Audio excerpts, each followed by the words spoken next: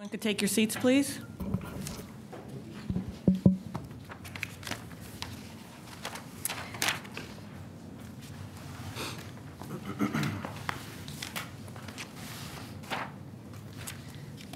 The chair will call to order the regular meeting of the Board of Education of Community Unit School District 201, today, Tuesday, December 14th, 2010.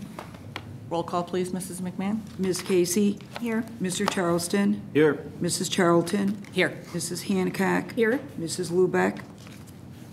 Mr. Price? Here. Mrs. Thomas? Here. If we can all stand for the Pledge of Allegiance, please. I pledge allegiance to the flag of the United States of America and to the republic for which it stands, one nation, under God, indivisible, with liberty and justice for all.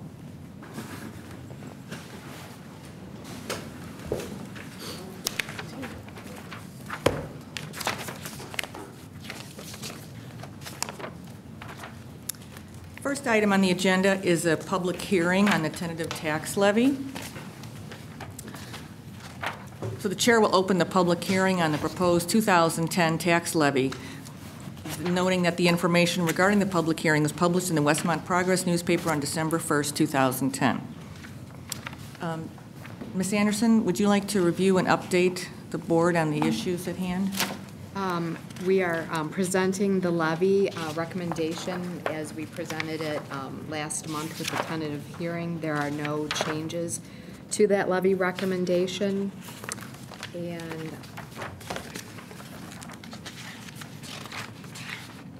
we are recommending a total levy in the operating funds, in all funds excluding debt service, of $22,330,000, and with total levy including debt service is estimated at $23,473,125. Are there any board members that have any questions or comments or about the levy? Okay. Are there any public comments from you? Could you please step to the podium and state your name, please? Sure.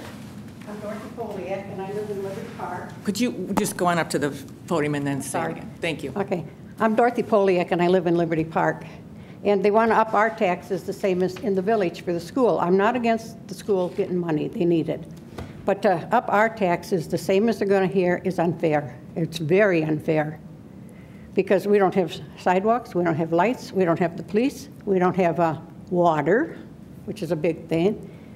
So I can't see them putting in here that they're going to up ours the same as yours in town here. It's unfair. Like I say, I know the school needs money, but they can also do something about 4 families to a house with all these little kids running around. We have a lot of that out there.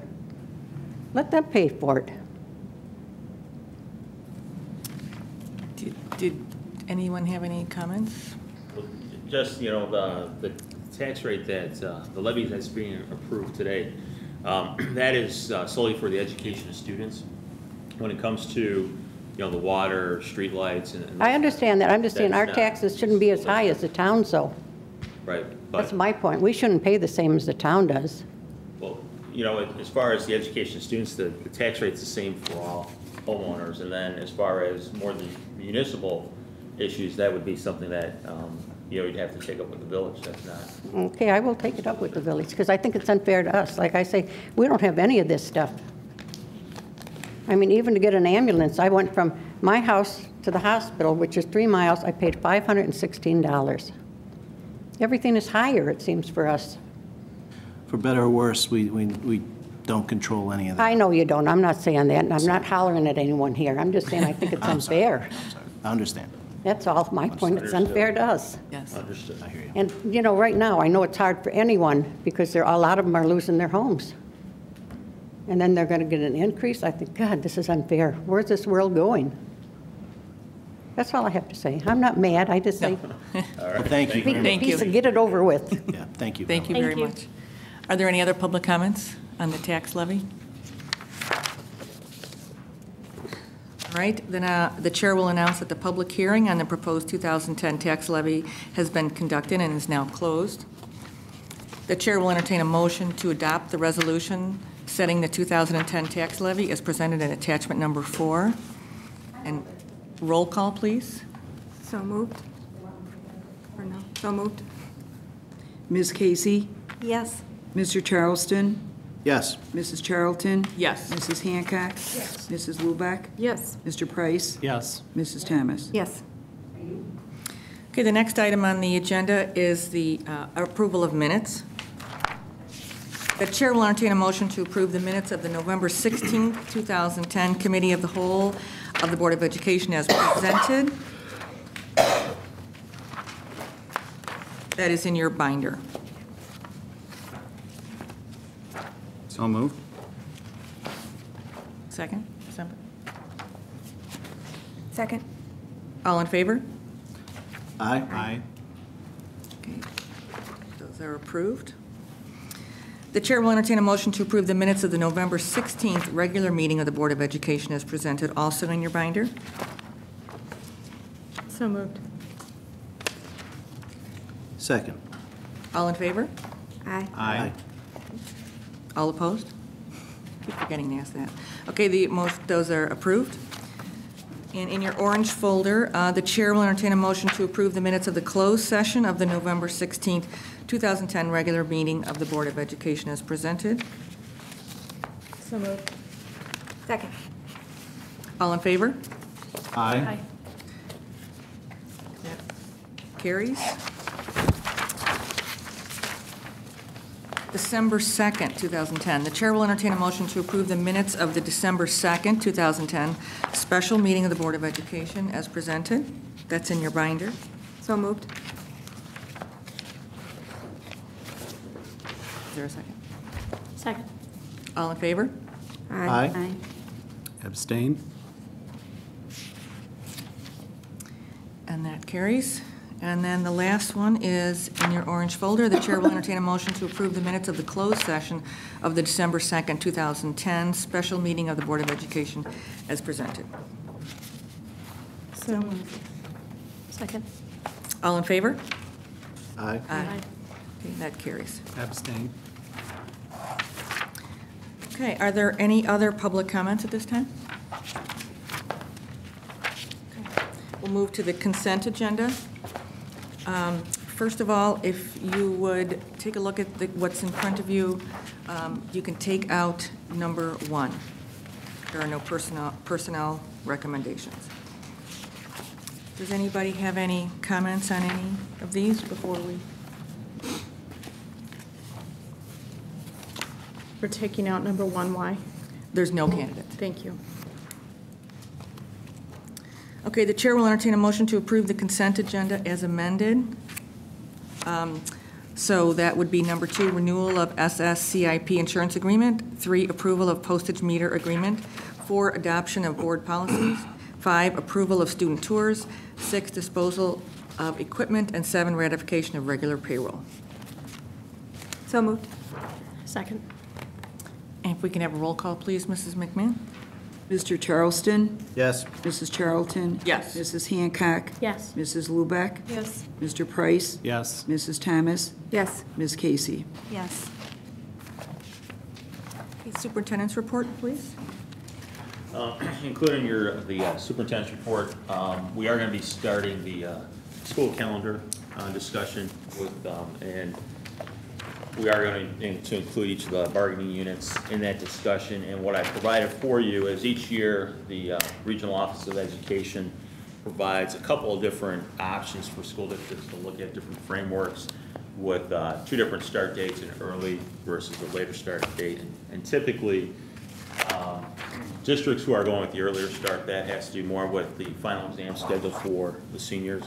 And then the later ends up being the more traditional, where finals are after the holiday break.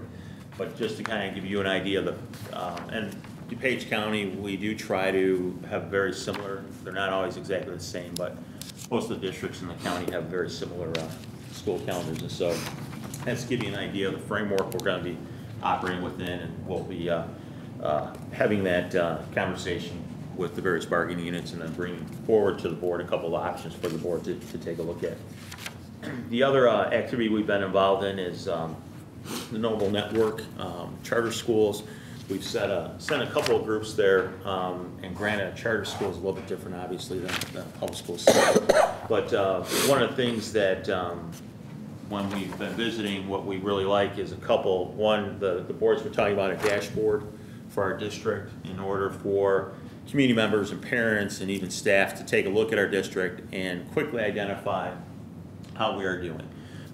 In some cases compared to other districts, are historically how we've done in the past, and also what's required of us of the state.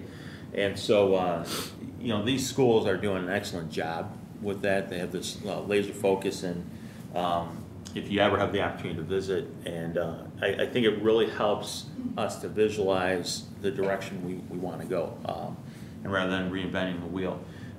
We are looking to send one more group after the first of the year, and included in this group, not only do we want to send some staff and some administrators, but I am looking for a couple of board members to go as well. And then also, we're looking to send a couple of parents as well. And then we'll bring those groups together and kind of debrief and talk about, okay, what are some of those things we can replicate in our district, we think, pretty easily, and start to develop those next steps. So I think it's definitely is, you know, an exciting program to take a look at. And so please let me know, and as we finalize dates, that would occur during the day, obviously. So if you would let me know, then we can include you in the invite and give you that opportunity. Professional learning communities, we are starting our conversation, and we're starting actually Thursday afternoon. And right now it's a couple administrators and then WTA leadership. We're going to be talking, sharing some reference materials to kind of get that discussion going. And I don't think it's a question of whether or not we as a district want to move to a professional learning community, but more or less, what does that look like for our district, and how do we get that concept implemented in our district? And I know both the WTA and the administration share a goal we want to implement for next year. And so we think it's, again, the direction to go. And the key components of a professional learning community is providing staff with the opportunity to have professional collaboration, and also to talk about students and student achievement. And you know, through that collaboration, you're able to identify what's most important for students to know. Then the next conversation is, how do we know when our students have learned that information or mastered those skills? And then the third area that we focus on is, what do we do for students who don't meet those criteria? How are we going to bring those students up to where they need to be? And then the fourth, and probably equally as important, we already sometimes have students in our classrooms that are already there. So what do we do for those students? How do we challenge those students and you know, push them further, so to speak? And so that's our charge as a committee. And so I would anticipate later in the spring there will be a report, joint report between administration and WTA to the board of how we would like to move forward, and looking for your endorsement on that as well. So again, it's an endeavor we're excited about. Strategic planning, I indicated to Linda Hansen that the board is fine with the survey. She is doing some final tweaking, because if you notice, some of the items that you select, the actual symbol, you know, circle versus square, that needed to be cleaned up. And so she's working on that. And then we will be getting that out to community members, parents, staff members, to start securing their feedback. And then the other piece is that January 4th, we have a meeting scheduled to bring together that core team to start talking to Linda Hansen about, as the survey results come in, and how to process those, and then how to develop those next steps. Because if you recall, the information from that survey is going to drive those subcommittees and what we need to focus on as a school district. And obviously that information will be shared with the board, and the board will have input onto that as well.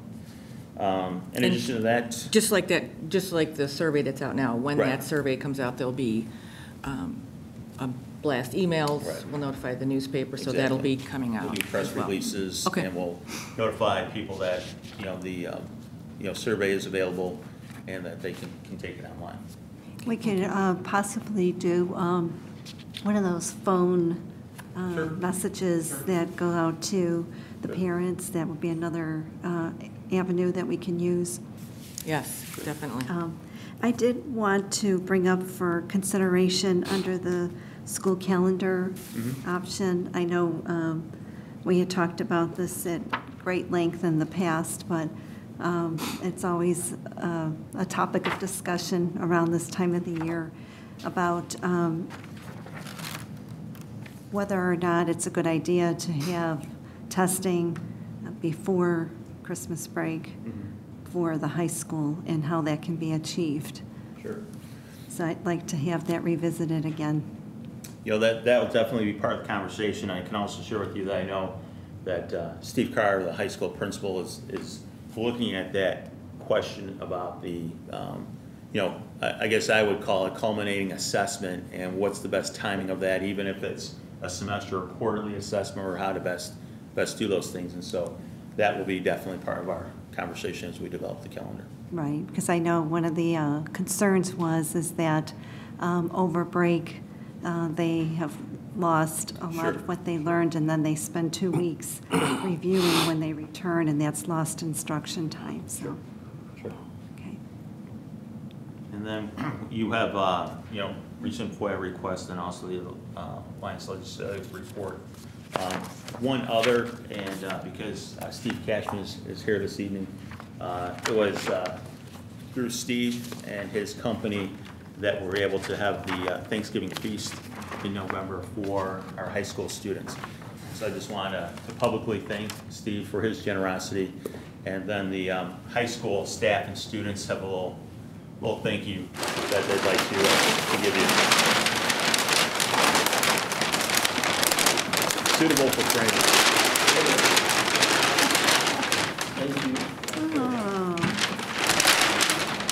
Oh. There we go. Well, thank you. If you like this to take home, put it in your scrapbook.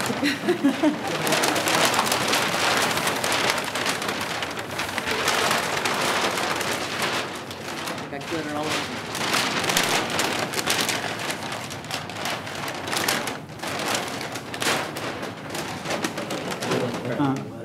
And I'd like to say, Steve, as a board member who was able to attend, that was a very nice lunch, and I know the students thought it was wonderful. It was very nice to see all the students had dressed up that day, and but it was a nice piece that you have stepped up and paid for. So it was nice. Thank you. I have one quick question. Actually, it had to do with the survey. You had mentioned at one meeting, and it was quite a while ago, about maybe partnering a little bit with the village and using their blast email as well. Do you remember that? Oh, yeah, they have Nixle. Okay. It's a community-based email messaging type system. And I was just wondering if that might be an avenue to get word out about the surveys that we're putting out for the whole community?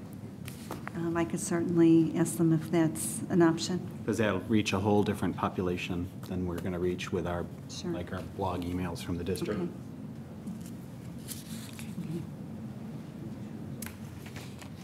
Better or worse, it's out there. We may as well post it. We may as well post an announcement or story of some kind on Trib Local. Right. That'll be part of the process.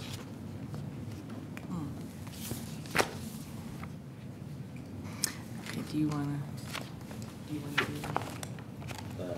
Capital Yeah. Okay, the next item on the agenda is the capital development plan. And to kind of structure our discussion a little bit, I think there are two issues, for the board to consider. The first one is John Turning is here, who is the high school booster president.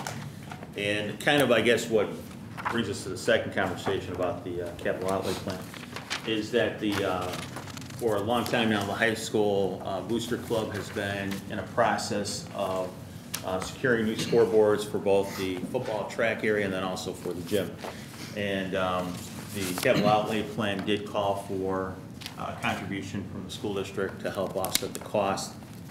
I can share with you that John has put in a lot of time in developing his plan.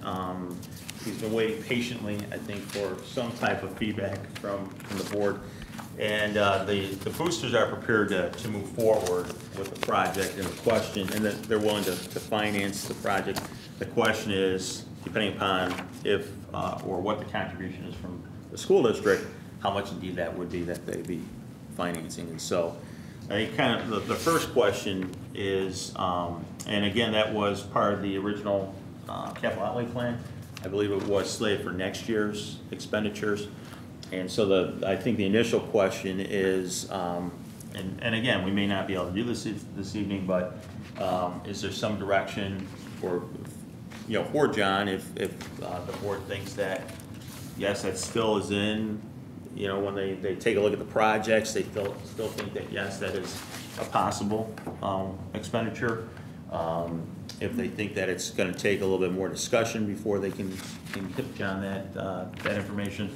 And then, as John's here as well, if you'd like to, hear from John or ask John any questions, I think you received them.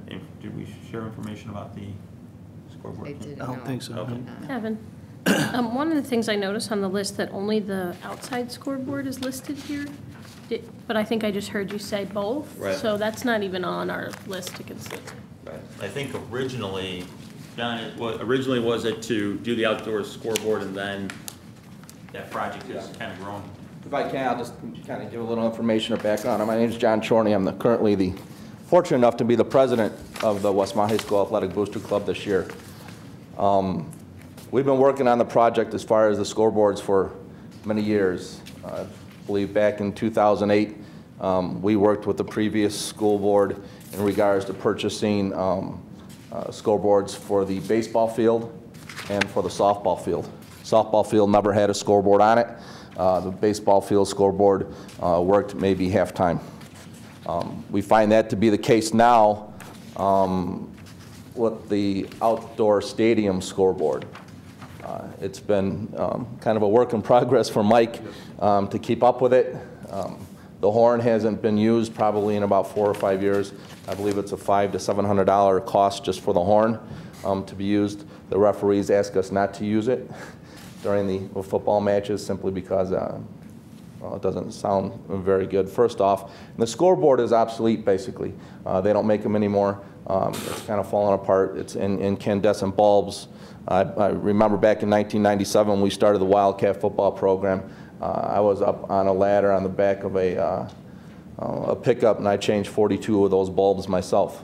That was quite a long time ago. And the whole guts of the scoreboard itself, I guess, is trouble. There's a module actually that's no longer made, so it's either basically one that's from an old scoreboard that was left in the shop of Baum Sign, and was basically replaced. Right. So we've been in contact probably over the last 5 years then in regards to wanting to do the outdoor scoreboards. And we've had some money built up, and every year we just have wish list items and things, and it's gotten to the point now where we're just like, let's move forward with the scoreboard. Let's kind of push off a little bit of the wish list items that we provide every year for the athletic program at the high school, and take the money that we have, a good portion of the money. We still have enough working capital and cash to not worry about it. If we take $10,000 this year, move forward with the project, with the company that we've had bids with, which is Correct Electric and Baum Signs. They're the distributor of Fair Play, who is the company that we currently have with the softball and baseball scoreboards. And if we do go with the same company, what's nice is the fact that all the controllers are universal. So if a controller happens to go out, get broken or something like that, we can take the baseball scoreboard controller, use it inside or so forth. Ms. Hancock, in regards to your question doing the inside, in the last couple of years we've had some issues with the inside scoreboards going out right in the middle of a basketball game, right in the middle of a volleyball game. I know there was work to be done when the floor was redone in regards to the electric. I've been to a game, it hasn't happened, gone out yet, but we just think it's time to maybe update and put in a new type of a scoreboard instead of incandescent lights, so forth, go with an LED light. It lasts longer, saves on electricity and so forth. Not only that, it's a nicer scoreboard. It's a better look, it's a better feel. The scoreboards that we're presenting that we'd like to get, especially for the outdoor, we'd like to take the scoreboard from where it's at, which is in the north end zone, put it in the south end zone. That way the scoreboard then can be utilized for track. Currently, you really can't use it for track because when you're running left, you're not, you don't want to look behind you to see what kind of time you have. And that scoreboard isn't, the clock is only a 4-digit instead of a 6-digit. So we want to move it to a 6-digit clock. We want to be able to use it, especially since our programs have grown, and we now currently have boys soccer and girls soccer back at the school. The scoreboard then has a face. If we choose to use it, it can be put up where it can have goals against or so forth and things like that in regards to just sport specific for those programs. And they can use it for track, which they've never been able to have that opportunity to use that for track. So it's quite a few kids out of the high school that will get used to this. Move it to the opposite end. So there's a little bit more of a cost involved in it. It's a larger scoreboard than the one that we have now. But we've been in touch with the administration, Mike, for many years in regards to this. We went out, and I know that we've gotten bids from other companies in the past. I know the previous athletic director had gone and gotten bids. I believe Jeremy Batista had gotten bids in the past from other companies and so forth. But this seems to be the perfect fit, who we decided that we wanted to go forward with and pursue it. We know what the issues, the financial issues and so forth nowadays. We understand. I hadn't received any information back from the email back in July in regards to the question in regards to maybe if the district was going to move ahead and possibly come forward with the $20,000 that was earmarked for next year out of the bonds that were issued back in 2007. So we just kind of finally said, let's just, it's a need. It's not like a life safety need. It's not an absolute live or die need, but there's some things that definitely need to be updated. I'm not sure if it might even be the original board that is out there on the football field. So at this point, where are you in the process with the company, John? Right now, we voted November 10th unanimously to move forward with a $50,000 project to fund it ourselves, to take $10,000 that we currently have in the CD and move forward and put the $10,000 down and have 3 new scoreboards installed. That was what the Booster Club had decided to do. Have you contracted with the company yet? No, we actually didn't, because what we did is in November, I contacted, we had our board meeting. I then contacted Corey to resend me the brand new contracts or so forth with it. And then I set up a meeting with Mr. Mayoris, Mr. Renner, and Mr. Carr. And then Ms. Anderson came to the meeting also. And at that point, it was kind of stalled a little bit. Yep. As far as maybe the board needs to make a final decision on it, if it needs to go out to quote or bid or however we're going to do it. Yeah, and that's where I'm going is the process. So, yeah, given the scope of the project, we have to publish. To bid, yes. So if we participate, right, whether we participate or not, or just if we participate? Yes, because if they had all the funds and could fully fund it today, because they are a 501c3 organization, they wouldn't have to go to bid. We would just have to consent. Right. But since there will be financing options, and if we contribute money, especially, we would need to go out and do the bid. Yeah, and I assume that we would have to give some security rights. Yes, and I've been in contact with our bank because, when John got quotes from Baum Sign, the Corey is willing to finance the project. However, it depends on what type of payment plans, the payment flow and everything. And I think that because that gets to who is obligated to the payments. Yeah, and we understand that correctly. We tried securing loans outside at different banks, but because we don't have a regular income coming in and so forth, because it's not like you have this amount every month and this amount. The only place that we were able to go and get any finance or anybody who would work with us was Corey. So directly from the vendor. So the vendor's doing self-financing. Right. Well, yes. Let me, if I can finish a minute. So Corey has rates, but we can do better. I went out and talked with our bank, and through our banking relationship, the district can secure. So vis-a-vis the district. Yes, and actually the boosters can get the loan themselves too, but pay about 2% extra for that financing. So financing somewhere between 4 to 6.5%, depending upon whether we secure that. So, so we would have to go out to bid. Has there been any discussion with the Oakwood Homeowners Association in regards to just let them know. I believe Mr. Carr said when we did get approval or so forth in regards to that there would be information sent out to them and everything. Yeah, I mean, he has always stated that we would just let them know, I mean, that there is going to be. And give them a chance to give some feedback as well if they have specific concerns or questions. I mean, I think it's fair to respond to questions about whether or not there would be impact to adjacent homes or close-by homes, just to sort of give them some comfort about the nature of the project.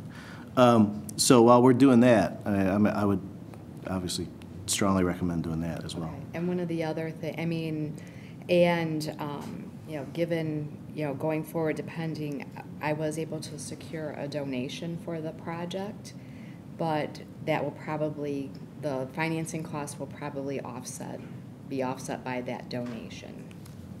Run that by again, the financing cost. Right, the cost to finance $40,000 to $50,000 it will probably cost the amount of the donation, roughly. There might be a little bit left, but. So you're saying the donation will basically just cover the Cover the finance charges, financing, is what you're saying? Oh, okay, okay. This is where I just would like just some communication and so forth in regards to what, I mean, I don't want to just be spinning our wheels as a booster club. Right. There's many things, I mean, we've worked and worked and worked and worked and worked and gone forward, and we need to have, I'm not putting my foot down that we need an answer, but we need, we just secured the regional basketball playoffs for the boys this year. We just got an email in regards to that from Dennis Renner, our AD. So we want to make sure we have regionals coming, we have other teams coming to our town, so forth, and I'd like to have fully working, functioning, nice scoreboards. Not that that's the most important thing, but it is. I mean, it does look bad when your scoreboard goes out or you can't read it and you have no idea what it is. It's kind of an embarrassment. It really is. Can I ask a question just on this?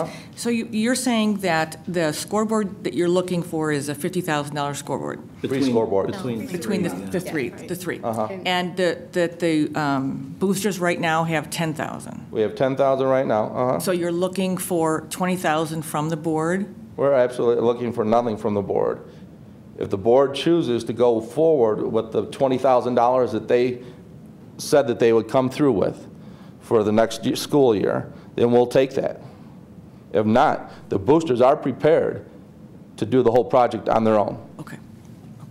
So that you would finance then the 40,000, depending upon what. And what that is that's a brand new 28-foot scoreboard, I believe, off the top of my head. Kim has all the plans. She's been in contact with Corey for the last couple of weeks in regards to all this information. I think this is what we've been given a version. You have just pictures Specs of of the the information. specs, You don't right. have the actual quotes, again, Right. because if we go out for the bid situation, that type of thing, we'll obviously do a competitive bid. I can tell you that the range is somewhere between $50,000 and $60,000 with all the site work. Okay, for the three components. Obviously, moving the scoreboard from one end of the field to the other adds a significant cost to the project. The other piece that's in play is, right now we're getting a discount because we're doing a whole package deal. If you decided to, parcel those out and do them separately, you would be closer to that $60,000 range than the $50,000. As far as how the bid is put out, would we be saying, here's the whole package, bid it, or would we be trying to not break it into different projects, but just saying, give us a price for this, a price for that? So, I mean, obviously, a new scoreboard is more important than moving it, although moving it is also desirable. Right. So if we have the bid structured in a way that you can see what you're actually paying for. You can do it in a. Well, it has been. I mean, if you look at the company who we've done it through, with the Balm Signs, who's done previously with, everything's broken out. You can pick and choose which parts of it you want. And as far as going forward with bids from other companies, there are other companies that are scoreboard companies, but they ship you the scoreboard, the ones that we've Right, they done won't with. do the whole And then you have to go out package. and hire the electricians and do everything else. So- This is an all-encompassing, all one group that would do all the work. So do we already know how we would structure a bid? Do you already know what we'd be putting out there? Idea. You do? Yes. Okay. So I guess, I mean, just to jump off the bridge a little bit and then express some concerns. Well, and let's look at the other piece, because I did have one question for you, John. Were you thinking about doing advertising on the scoreboard as well? Because I know that was one of the optional. That was, you know, back, I don't remember exactly what date it was, but just going back through some of the board minutes, I had remembered them in regards to like going out and possibly finding some advertising or something, you know, that would be approved by the board and so forth, and maybe a signage or something like that. So part of the package that we have with Baum, or who we had spoken with originally, Correct Electric and Baum Sign, was to put a sign on the bottom of the scoreboards. The sign would go on the top. I don't know if any of you are familiar with the signs that you see on the scoreboards now. The football, the softball and baseball field. It's nice. It says Westmont High School, home of the Sentinels, or so forth. It's a nice sign. So that sign would come on the outdoor scoreboard. And then we wanted to go with advertising on the bottom, which would be approved by the boosters, and then if the boosters approved it, it would then be sent on to the district to make sure that the district approved anything that was sent out there. So I wouldn't have anything come your way of, like, you know, a saloon or something, you know what I mean? So it would make sure that it would come through us first. We would believe that it would be fully functional and well to fit in the community, and then sent on to the district for final approval. So there was a company that we actually contracted with to go out and solicit those type of advertising through national companies or local companies and so forth. It's Sports Image Inc. A gentleman named Scott King is the gentleman who we signed a contract with and worked with, and he's raised money for, in conjunction, not just with Corey, but with other groups in regards to getting scoreboards. So, you know, that's an option that is out there. I've also been in talks in regards to a couple of the local organizations, the Knights, the Rotary, Lions, possibly in regards to donations. I know the Rotary had donated the board 7 years ago to the Westmont Little League on the Little League field, and the Knights of Columbus then donated the board and paid it off over 4 years on the Babe Ruth field. So I'm familiar with those organizations, and I figured that I could go possibly out and solicit it. So what I'm looking for is, if you have any other questions, comments, whatever, but I'm just looking for a way of moving forward with the project. So if there was advertising on the scoreboard, where would those proceeds go? Back to the boosters or to the school district? Or to pay off. It would go to pay off the board, the loan. Right, well, Yeah, eventually. but eventually that would might get paid off, so then where does that after revenue that- stream go? Boosters or to the district? And that actually, I mean, theoretically, first off, the $20,000 that was allocated from the bond issue is clearly allocated, and the cash is in working cash. It's in the bank. So I'm not disinclined to pursue the project. It's a good project. The difficulty is the scope of the project and the financing aspect for me, and this question of and then this ancillary question of who owns the revenue. As a practical matter, if you guys put in 10 now, if the district were to put in 20, there's $20,000 that's owed.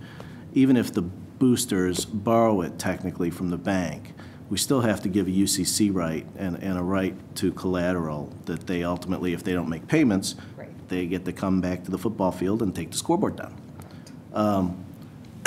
As a practical matter, the school clearly, and the district clearly doesn't want that to happen. Well, neither does the booster club. But I mean, ultimately, whether or not, it's ultimately the district's, you know, exactly. Both property as well as primary interest. Right. So the practical matter is we're going to effectively be backstop guarantee anyway.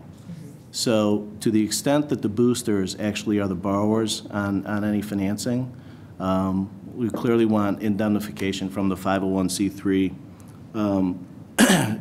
A, we want cure rights, and then B, we want indemnification rights from the 501c3.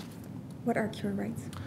If they default because all of a sudden they run out of money or not raising enough money to make the payments, rather than let the bank come out with the truck and take the thing, we get the right to bring it all current. That's also, Dan, one of the reasons that we chose to go with possibly get financing through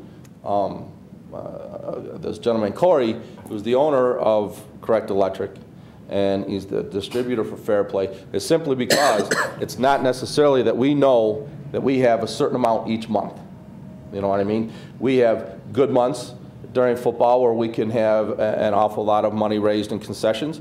We also have registration come in. So it's not like we say we have 2,000 in January, 2,000 in February, 2,000 in March, and so forth. There's months that we have more money, obviously. That's during registration, when we have our memberships and so forth. And then, of course, every February we have our spaghetti dinner, which is $2,000 that we usually bring in, to anywhere from $2,000 to $3,500, depending upon whether or not we continue with raffles and so forth. So it's not like we have a regular amount of money based every year, where if we want to secure a loan with a bank, that's what they're looking for, basically, is that monthly payment. Corey said, I'll give you a year, and you pay it. Say within that year, you come up with the rest of it, like the $10,000. You know what I mean? And then the following year, the other $10,000. So that's why we chose to go forward a little bit with them. I have a question for Kim. Did you say that we took bond money out for this back in 2007? Was that what it was? Well, that was in the 5-year capital plan. We have bond money. We have bond and then money. behind that bond money is a 5-year capital plan. And we identified this as a project that we were going We to would support. fund next year, yes. From all Right, the records based on that that I bond went money. through, yes. Correct. Well, then I'm personally inclined to support this with that. Because I feel that we have the bond money. When we went out for that bond money, it was with that in mind. And I feel that it's kind of wrong at this point to switch gears. And no one, we're not saying switch gears. The conversation here is because there's been different views from the board. So we're here to get direction from the board about what's going on. When we did the budget, and this project is in next year's budget, not this year's budget. We're trying to be proactive and give the boosters an answer. So we're not here to make the decision of what should or shouldn't be done. We're here to say we need some direction, because when we put together the capital plan right, for but I this think year, I'm hearing that we don't want to give the $20,000 at all. Is that what I'm hearing No, from you? not at all. I'm actually saying I'm okay with that, except that the weirdness is the financing piece, because ultimately, if somebody stops making payments, there's a cure provision, or the lender basically gets collateral of some kind. It's not going to be a personal guarantee, so ultimately the only thing they can do is show up and take your board. There's a whole host of issues associated with that in terms of just, their right to enter and all kinds of good stuff. So my own feeling about it is, again, I'm okay with the contribution. I'm glad to hear that you're motivated and prepared to move forward. But in terms of the arrangement, clearly we need to follow the bid procedure. We need to make sure that we talk to the homeowners. And then with respect to any borrowing, we need, again, cure rights, indemnification from the 501c3. And then in addition to that, with respect to if there is advertising after the loan is paid off, I don't mind the notion, personally, I don't mind the notion, it's truly just my opinion, of splitting that money, but I think the district. We want to keep it ourselves. Our intent was, just split whatever revenue from advertising, I would say split between the boosters and the district. We're, kind of talking about, I think, two different things. And, the second discussion, I think, is the capital development plan. And I think what John is looking for is, right now, is if there's consensus, yes, the board is fine with moving forward with the projects with, I think, the caveats that Dan is talking about. So if we're going to assist with the financing, go through the bid process, make sure that those safeguards are in place. In terms of, the overall capital outlay plan, though, those documents are intended to be, live, breathing documents, because things can occur. Originally, you think you can wait till year 5 to replace a boiler, but because of ongoing repair and so forth, hey, we need to move that up in the plan. And even some things have come to light, about priorities.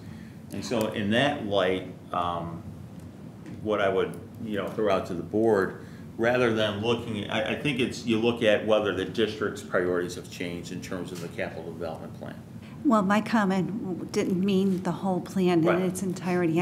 I meant in particular this project. So I did misunderstood. I did not understand you, Dan, so I apologize. Yeah, no, that's okay. And I'm just sitting here thinking about it, and there are at least 2 attorneys in the room that I know of, because I'm thinking about just different things, like, I don't even know if the boosters can be the borrower, because they may or may not have a right to pledge the collateral.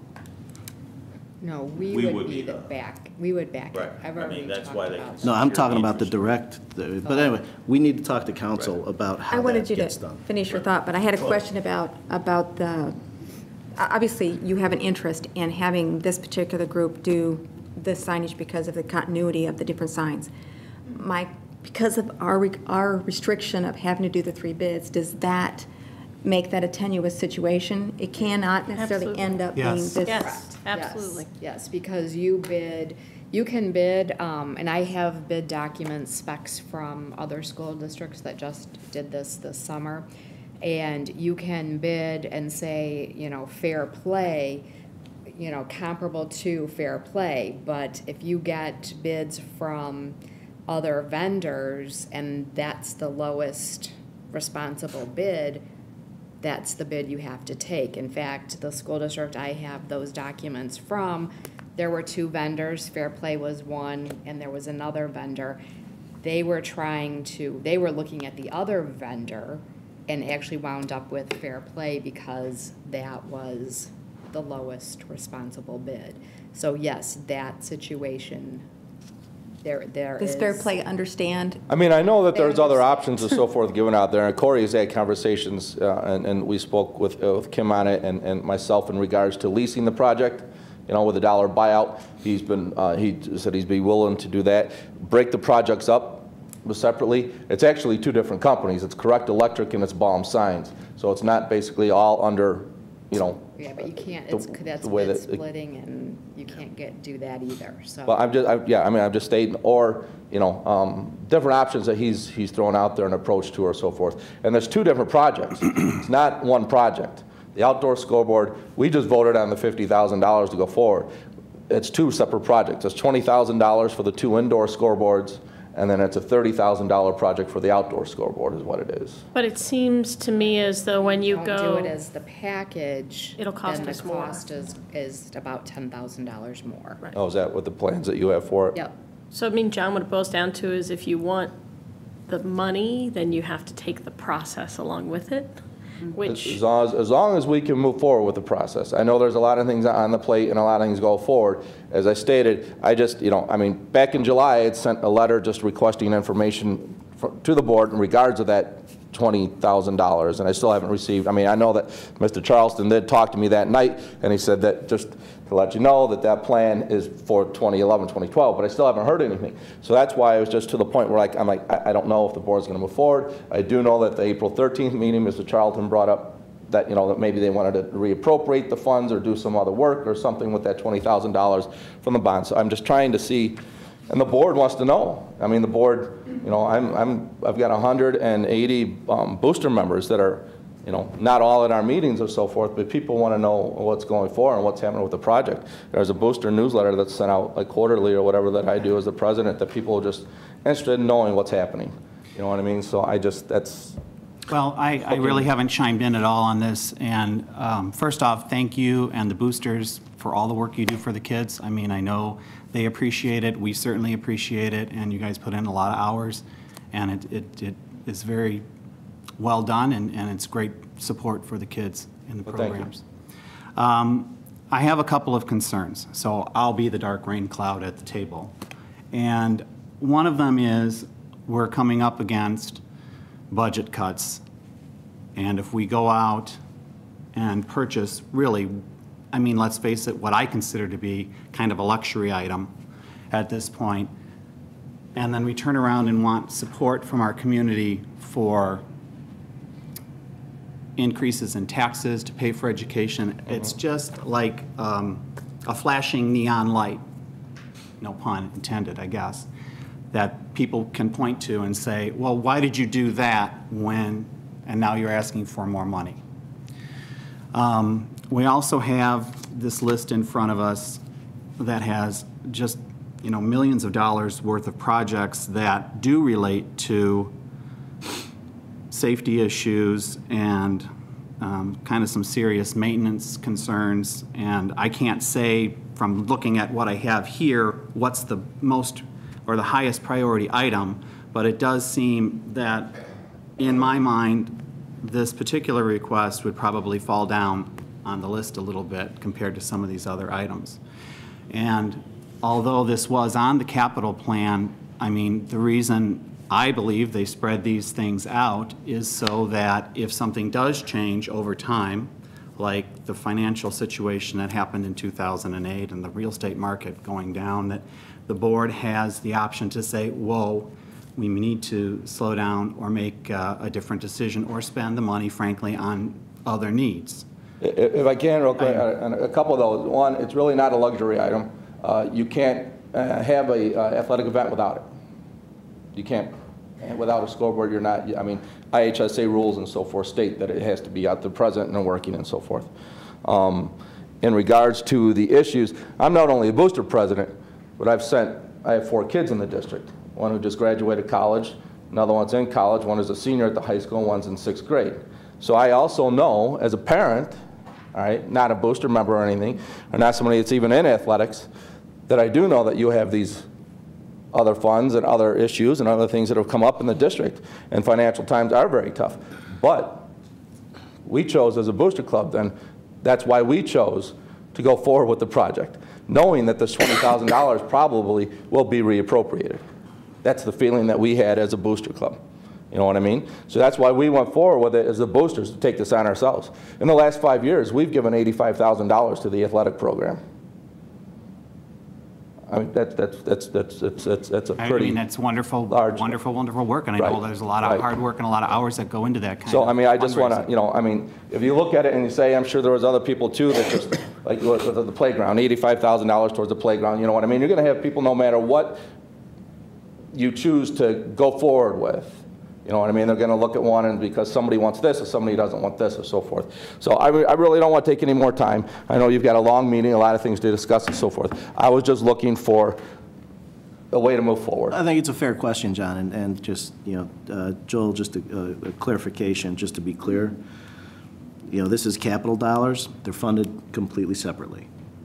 Completely separately. I understand that, but the community doesn't always. We got $2.2 million that we got to spend on capital. So we probably have $4 million worth of projects here that. So, but it's two very different conversations. Two remarkably different conversations. So I think at the end of the day, though, out of respect to John's request, which he's made already probably half a dozen times, is I'll make the simple statement. Still doesn't have any clear answer from us. I'm okay with support. You know, I'm okay with the support. We just need to work through the process. Right. It might be a little cleaner, again, because I think we have, John's coming here with a request, and then we've got a bigger issue. So we need to give him some direction. Exactly. So to make it a little bit cleaner, So- I think it's fair to say, and if anybody objects, please, you know, I think it's fair to say that as far as, you know, going forward with the project on John's end, I don't think there's an objection as long as we go through the bid process and we have the safeguards in place.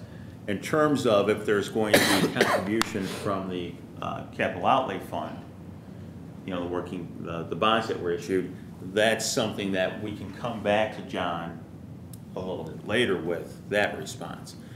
And I think that given the fact that Dan alluded to that as much as the boosters want to do this, legally you may not be able to do it on your own. There may be some things that you have to be, you know, entangled with the district on. Yeah, whether you want to or not, you may be stuck with us, I'd like to know. I mean, I'd just like to know. And whatever I need to do to get the process going and moving so we can have the new boards. I would agree with Kevin that we need to go forward in a way that we could be whole if we get to the point where we decide we're going to put money into this.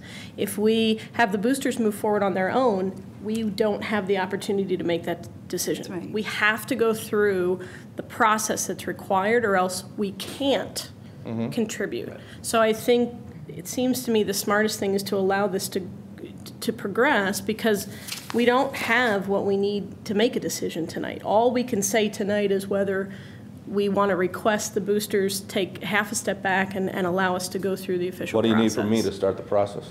Well, Kim, that you I think probably, I've got everything I need. right. So, well, when will you do And- the bid process, Kim? I'll start working on it in the next few days. I have a 5-year plan that is, I think takes that's what John priority. is wondering.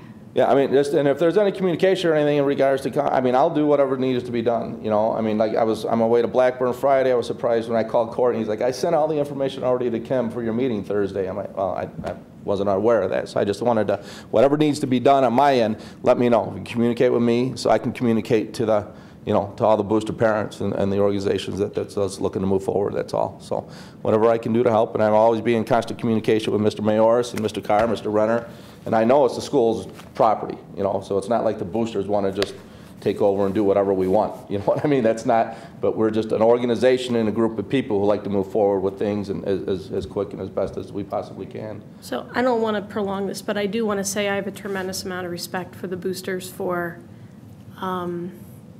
just deciding that you need to move forward. And I think my only concern is if we don't follow the process, we won't have an opportunity to contribute and help.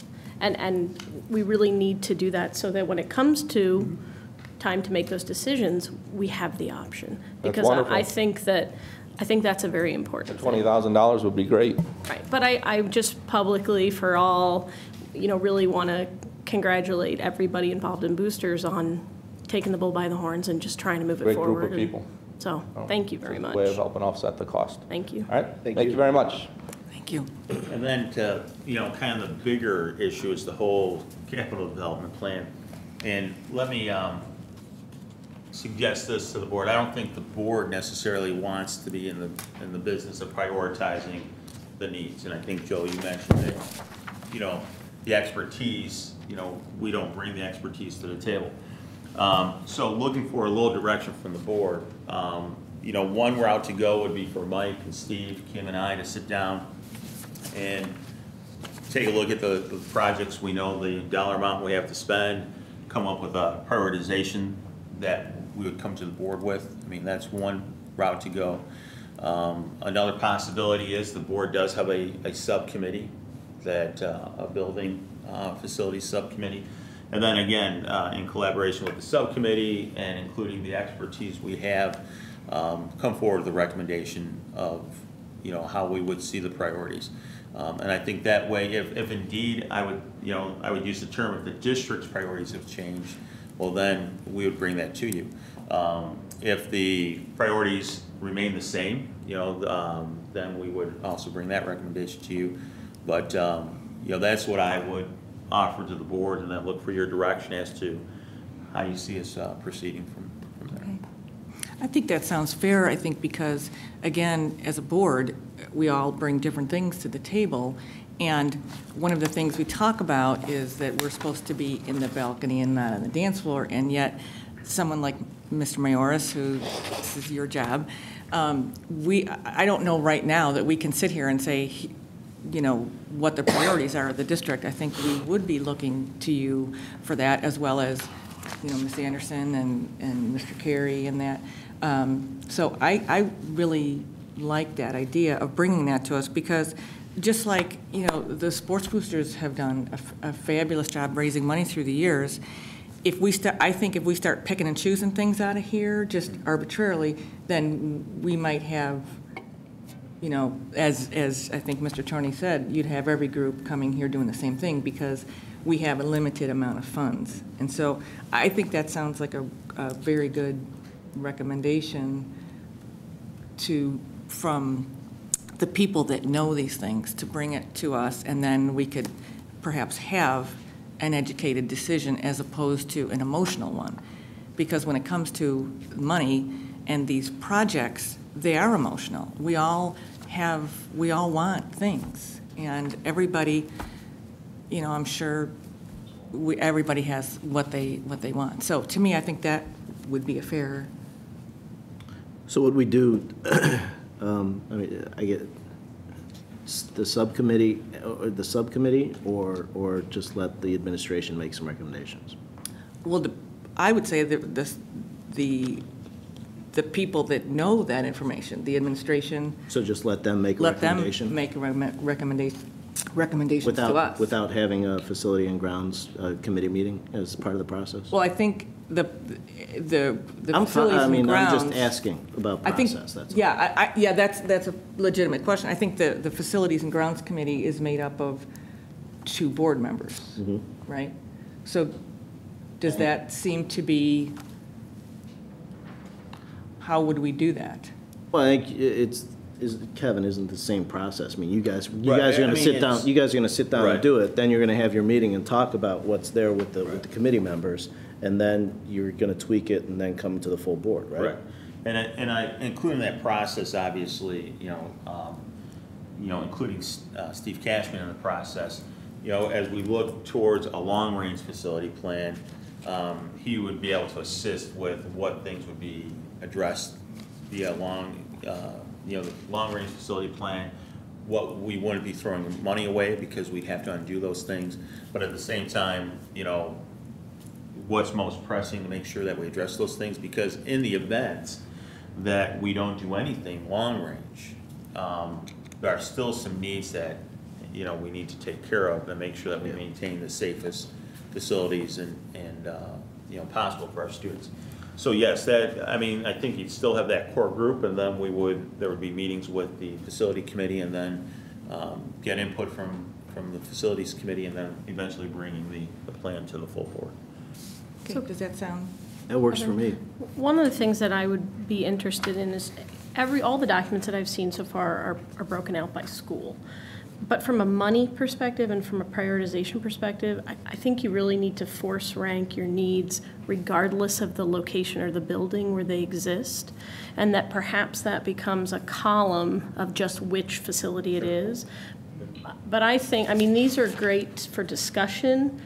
Personally, I don't think the facilities committee, I would like to see the administration come back with a force-ranked list of projects with the category information filled in, which currently on this page is blank, and say to us, this is what needs to be done, and then we would actually have the information we need in some kind of appropriate order based on the knowledge and collective education of the people who are doing the jobs. If they do that, though, I would still like to know which I would facility. I would have a column that says which location this particular project is, but I think at the end of the day, if we have $2.2 million or whatever it is we need to spend, you have to force rank the projects regardless of where they exist. Some things need to be done, some things are nice to be done, and it doesn't matter which building they're in.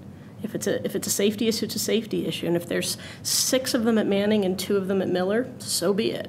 If there's 10 at the high school and 1 at the junior high, so be it. It's a force rank of how we need to proceed with the projects. It's not about emotionally which building it's in and who owns what and all of that. We are one district with one pot of money, and we need one real list. Well, I guess that's the question on this list here that we were given for tonight's discussion, is that I guess what you're looking for from us, you, Mike, Steve, Kevin, is some kind of prioritization. Yeah, this isn't enough information to do that, So what we though. need from, let's put it back in your court, is what do you think are the biggest? Because we have $2.2 million. That sounds like a lot of money, but it could probably go tomorrow. So I think I like where Shannon's going with this. I think we need to look at, we have things on here like we talked last week, boilers that are going, fire alarms. I think those are the things that I think we need to know from you. Just as importantly, that 2.2 million effectively has to last us another 4 years, or 5 maybe, right? So. And that's scary too. So making that last 5 years, clearly is more a function of using it to need as opposed to, a capital improvement. But, that's your bailiwick. So, I think we'll look forward to hearing about that from you. I can assure you our priorities are safety, security, and accessibility for all students. I'm sure. Yeah, exactly. It's hard to sort that out from here. It's hard to sort that out from here this isn't a clear representation of what are real safety issues, how you would prioritize those from a work perspective. This is a great list for discussion, but not necessarily for decision. We're giving it back. Yeah. I personally, you. no, everyone else needs to contribute, but I would personally like to throw it back and say, good list, I need more clear information. I think basically we received the direction that, Kim, Steve, Mike, and I will sit down and do that prioritization, not based upon building, but truly the needs of the district. We'll, meet with the facilities committee, get their input, tweak it, and then when we're comfortable with what it says, then we'll bring it to the board for your approval. And then, going forward, that will help us determine how to spend monies this year. My recommendation, though, is that, again, each year you have to take a look at that list and still see if some of those things are still at that same level of priority, because, things can change. And so I think you can consistently have to review that list to make sure it still represents the priorities of the district. Can I ask a question on that? Just when we talk about these, there's a number of lists here that have been given to the board over the past year or so. This money, this $2 million came from bond money, and it does have to be used for capital projects. Right. So and this came from bond money. Right. So the bond money is there for the district to use for capital projects. Right. And there isn't any very specific tie-in to specific projects. It's whatever the board chooses is the highest priority. Am I correct on that? Okay. Right. And this list is about almost $9.2 million worth of projects. Just what's written on here, which the other scoreboards aren't on here. I'm sure there's other things. So just what we have here is $9.2 million. Rough numbers. Okay. But when we came to this dollar amount, would we have identified these projects in order to come to that dollar amount? Some of those estimates were out there from prior years. We did sit down with Steve Cashman and go through them, and again, look to see if a lot of those estimates are reasonable. Again, some of these may be high or low because right now we're in a much more competitive era, because some of these things, if you went out to bid a couple years ago, may have cost this much or more. Now you might get a little bit more competitive pricing because of the economy. Some people are a little more hungry for the business. So we talked about some of those pieces. This is a rough idea. We haven't gone out to bid these, but these are our general estimates. Right, but my point is that we didn't just come up with a random number. We identified projects, and that's how we came up with the number. And we have the on this list, this 12-9 list, is that what you're referring to? The 5-year capital plan that we had in place has another column off with a more descriptive pieces of some of the work that needs to be done. So we can pull this, but when we were doing this to get all this ready for the other night, this is where this what this looks like, and we can pull those pieces, incorporate the two spreadsheets together, and give you a much more detailed picture of what you need. And I think along the lines of what you said about some things can be bid more reasonably, but we also run into the opposite problem. Scoreboards went from one scoreboard at 20 grand to 3 scoreboards at 50, which there's a need. They've clearly demonstrated it. There's no game there. But at the end of the day, a couple of years later, and it's in a different place now than it was 3 years ago when the conversation started. The scoreboard is, some of it's the options that are on there, and the fact that you have site work, that you're moving the scoreboard to the other end of the field. But that's what I mean. There's some scope creep, or there's some things that happen that can make these dollars go higher too, not just lower. If we buy a truck, we budget 40 grand for, and we buy a truck for 54. There's, you know what I mean? After a couple of years go by, you don't. I agree with your idea about the bidding, but you also get some creep on the needs. The needs multiply and increase, so. And that might change the amounts that are here too. Right. Well, and again, this is a living document, because there's some things in terms of accessibility that weren't on this document a couple of Right. years, but based on our Right. student population, are things that have moved up in the priority Right. ranking as a result. So for us to move on, what do Right. we need to do as a board? Well, basically, I think I kind of summarized, and if everybody's okay with it, we'll sit down and begin that prioritization process, and then periodically meet with the board's subcommittee to get feedback and to help us tweak that plan, and then, come back to the full board with what that prioritization is. And what would our target time frame be for that activity? Tomorrow. John needs a school board by Add it to spring. the, Yeah. That add would it be the to same meeting where we're talking about the strategic plan and Add the it to the list. superintendent search, right? Add it Just to want to the- make I sure. get it, I'm just, And we're going to make Mr. You know, Cashman if- come to that one also. If the board is comfortable with this, I'll have conversations with Steve and Mike. Obviously, their availability Okay. works into this, and then I can let the board know when we anticipate being able to Yes, please. wrap this up. Sure. Thank you. okay. Thank you. Okay. Is that it on that? Did I anyone believe have so. anything else on that? Okay. Let's move on. The next item on the, on the agenda is budget reduction planning. Correct. And we've, as an administrative team, we've already started the discussion. And once I kind of review this with the board this evening, my plan is then to share it with the various bargaining units, leadership, so that they see the timeline as well. And then when we return back from the winter break, I would offer to meet with all of our employees in our high school auditorium and review the timeline with them as well. And before we kind of review the timeline and some of the thinking that Kim and I have, I will, and you'll hear me repeat this several times as we work through the process. Number one, we value everything that we do as a district, otherwise we wouldn't be doing those things. And so, as we have these conversations and work through this process, it's not that we don't value the programs we have, or the people we have, we truly do.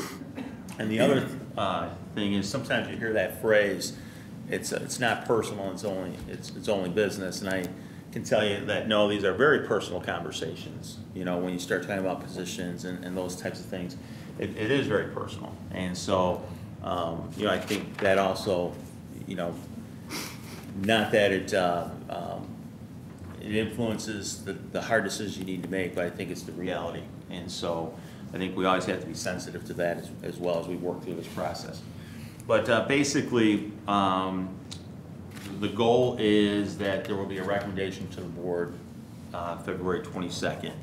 And for a couple of reasons. One is, I think indeed when you are talking about programs, positions, those types of things, the sooner we can let our people know what's happening in our district, I think that helps alleviate some of the anxiety. Not that it's always good news, but sometimes it's not knowing is what creates the most anxiety. And then also for our principals to move forward as they go through the scheduling process and taking a look at their next school year, they need to have an understanding of what they're looking at personnel and program-wise.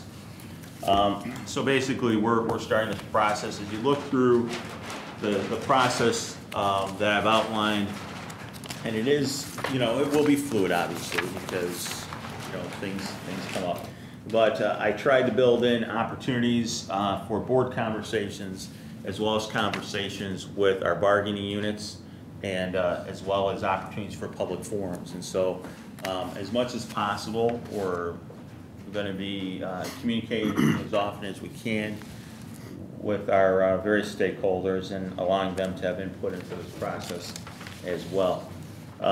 Basically, some of the assumptions, number one, we're looking at approximately a $1 million deficit for next year.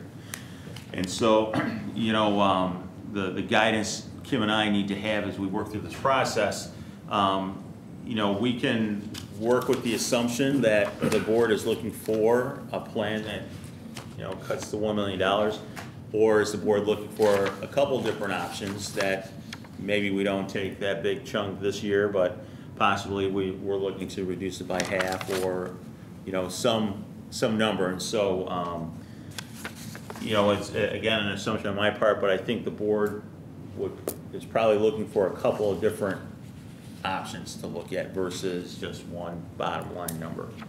Is that Yes. safe to do? All right. I'll jump in with that. Anyone else want to? Yeah, I think up to and including. Right. Up Yes. to and Right, up to including. and Yes. including. Yes. And then as we're working through the process, some of the assumptions that we'll be working with, number one, our number one charge is to preserve as much of our curriculum and co-curricular experience as possible. You know, again, we value what we do. So anything that we're recommending, you know, we're looking at is what's going to have the least impact upon our curriculum and our co-curriculars. Initially, we're going to explore non-personnel areas first. I know that the board did their due diligence last year in trying to eliminate costs. We're, you know, the one, I think, advantage Kim and I have is we're a new pair of eyes looking at the system. And so we want to bring that, and we're asking our administrative team to also bring that to the process as well, to see if there are some savings, if we can operate more efficiently in different areas. So we're exploring all our cost-saving areas. I know there has been discussion about a grade level concept, and so I think the board is looking for not only a dollar amount in terms of if it's pragmatic, and also I know some board members have asked even to take a look at, you know, is it educationally sound to move down that road? And Yeah. so I think you need to start there and then Right. figure out if there's money. Yeah. right. I'd prefer you prioritize those the opposite Sure, way sure. personally. But Sure, and that will be all part of the process, you know, looking at that, provide that information to the board. We're reviewing our staffing plans for our schools, how we're assigning our non-certified and certified staff to, again, make sure that it's most efficient. And at the same time, is there a way to do it with greater efficiency, but at the same time, maintain the same curricular programs that we're able to provide. We do have some retirements this year, and I think our number one priority is taking a look at how we're staffing so that we can absorb those retirements, because, you know, those are cost savings that, in terms of heartache, create the minimal amount of heartache. We will seek input from various bargaining units. A lot of times we focus on our WTA. They are our largest bargaining unit, but we also have to recognize the fact that our other bargaining units are impacted in this discussion as well. And we'll seek input from our parents and community, and then other considerations the board thinks that we need to take a look at as well as we move through this process. So with that, if there's any... This is a nice timeline that you have here. It's what we have. You're talking to us about how we're going to do this, tying this in with our meetings, and talking to the bargaining units. And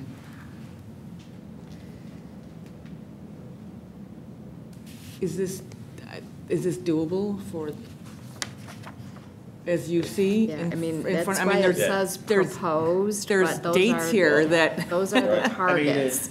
it's definitely a tight timeline. I mean, but at the same time, I think it's, you know, here's one of the, for instance, I think a humanitarian approach.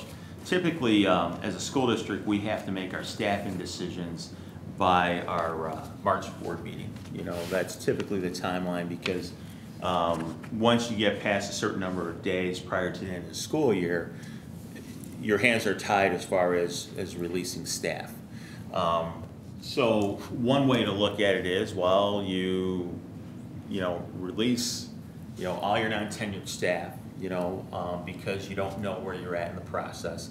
And again, I think that kind of creates anxiety and stress for people. They don't know where they stand. Will they be recalled? Will they not be recalled? I know that this summer we were, recalling employees, and as much as we can avoid that, I think that's best. So by, saying that we're going to complete this process by February 22nd, then indeed, people know where they stand. And so when we get to that March board meeting, if indeed we do need to release staff, it's only those people that we need to release staff in order to make our budget reduction plan work.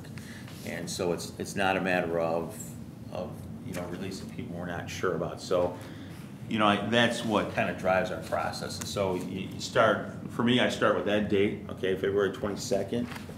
That way we're able to finalize the plan, the board can approve it.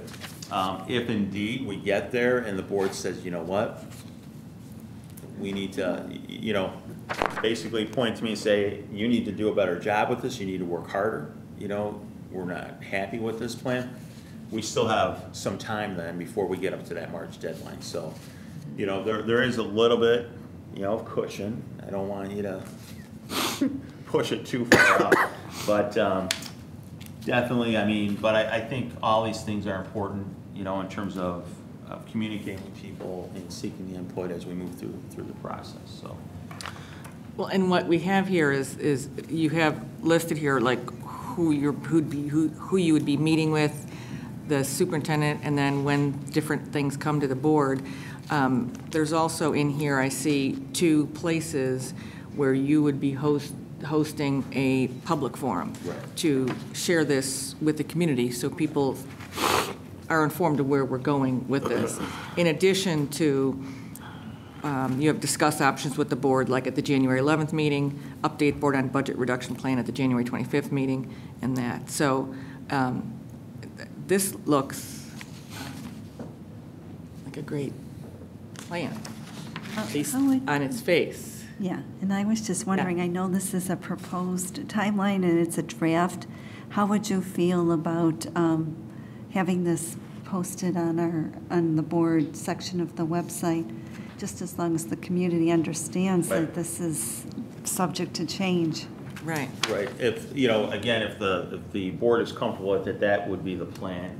That, obviously it's public information, so we would post it and then also, again, share it with the leadership of each of the bargaining units so that they have it in hand and they can kind of have an idea. I think that's what everybody needs to understand, that it's a draft that's proposed. And, I think as long as, when we get to that final recommendation, as long as we can check off, yes, we've hit all these steps, we've talked to all these groups, we've provided the information, we did the communication, that's what's most important. And I think as long as, more than the date that it occurs on, as long as we're, meeting all those agendas, then I think, we'll be in good shape. I also think your rationale for February 22nd is pretty important.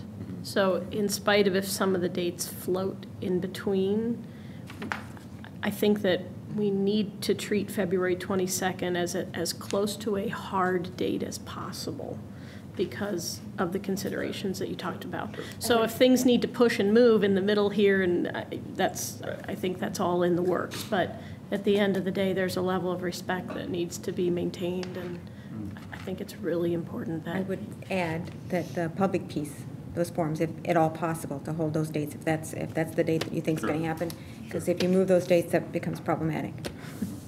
Yeah, and this, that's a good idea, Kathy. I think it's a piece of accountability that we as a board and administration together are, touching on all of these things, and that we're saying that here's like our roadmap.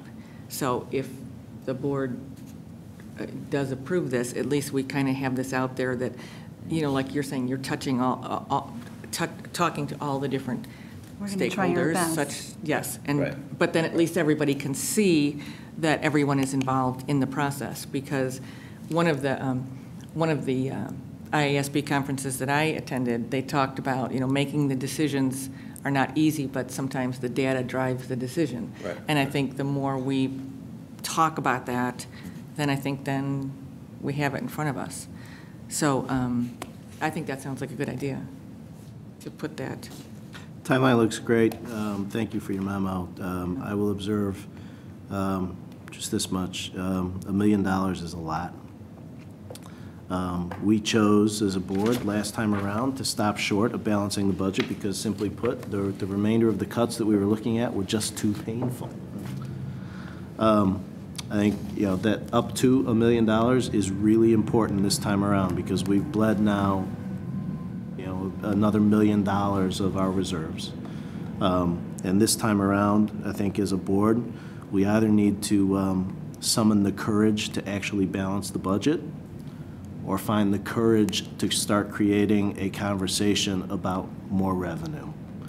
But it needs to be one of the two, and it needs to be soon. I'm going to jump in because it's something that Shannon said. I had actually asked Kevin if we could definitely look into that piece of the grade level centers, because obviously that is huge to our district in affecting people, and you talk about the personal decisions. So I would be very interested in finding out in addition. Well, it's under the discussion of budget reduction, but it would, I think, be very important for our community as well as us as parents to find out what are the benefits of grade level centers and what research is out there, what other districts have found. Maybe if there is a district that has recently done this, what are they finding in that? Because I think those are going to be, that's probably going to be one of the biggest topics that we're going to hear. So as much as we can discuss that now, that would probably be extremely beneficial. And to piggyback on that, even maybe some districts that have done it for a while, that have transitioned over and that have done it for a while, and it is successful, and what made it successful, how it's working for them. Well, and certainly our neighbor district to the south here has been a grade level center district for quite some time. So I mean, we have a board or a district that we share this village with that is working in that vein. To Kathy's point about reaching out, we have And Then Shannon, I'd just so also you be know, interested in, Dean Romano, who is the business manager there, he and I are meeting this week to discuss how the grade level centers work there. And just Dean Romano is the business manager at Marker District. Okay.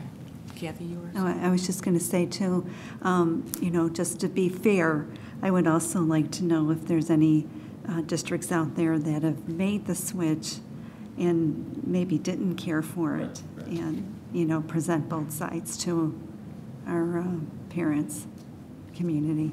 That's probably a fair assessment. I think we are faced now with probably some very painful decisions, and I think having sat through that last time, those were not easy discussions, and I think we're going to be faced with that unless the state starts giving us money. But I think this looks like a great roadmap for us to follow. So thank you. I think it's worth mentioning, just as you mentioned about a fresh set of eyes, looking things over, that we did in the consent agenda approve that postage meter thing and those types of efficiencies.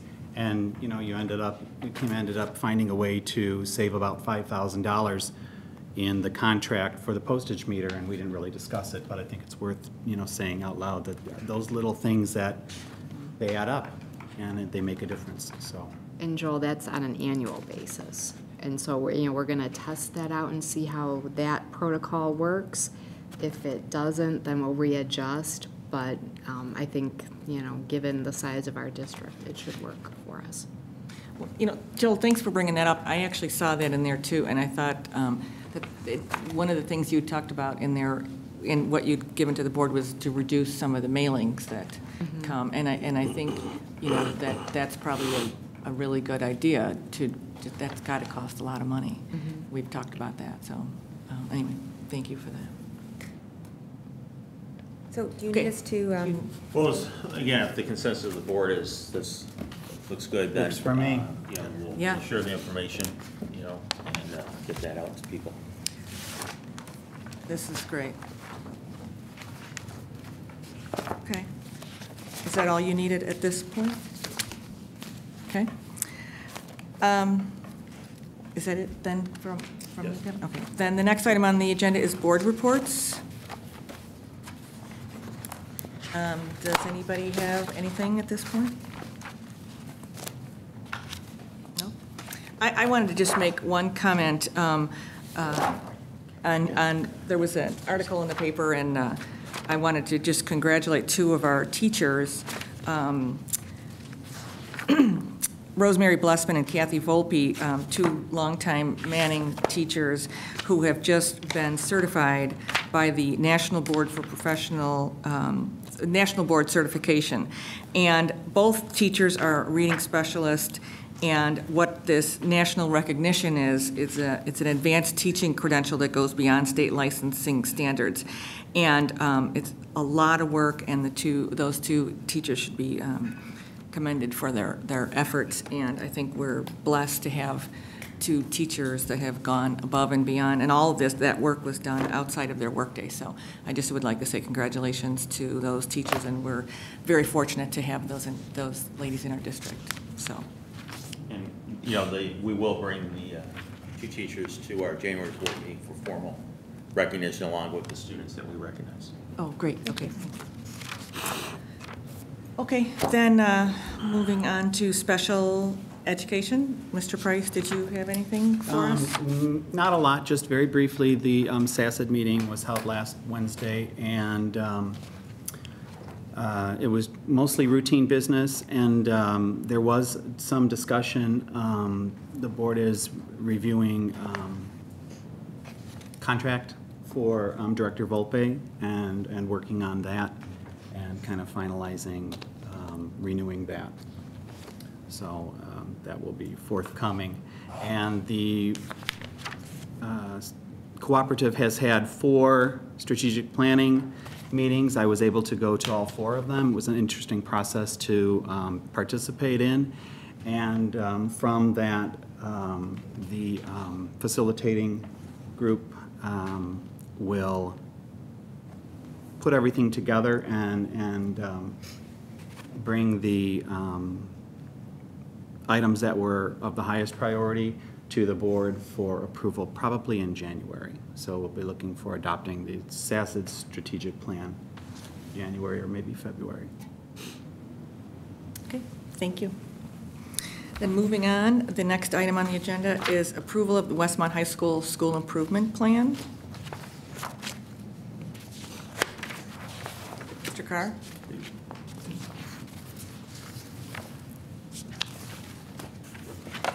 In the November meeting, I presented to you a draft of the school improvement plan that we're required to submit to the state of Illinois pertaining to our math and reading, our performance, and how we intend to improve our performance in those 2 areas. I presented that draft in November. Since that time, hopefully you've had a chance to take a look at it. It is very similar to the plan we submitted 2 years ago in 2008, directly addressing our math performance.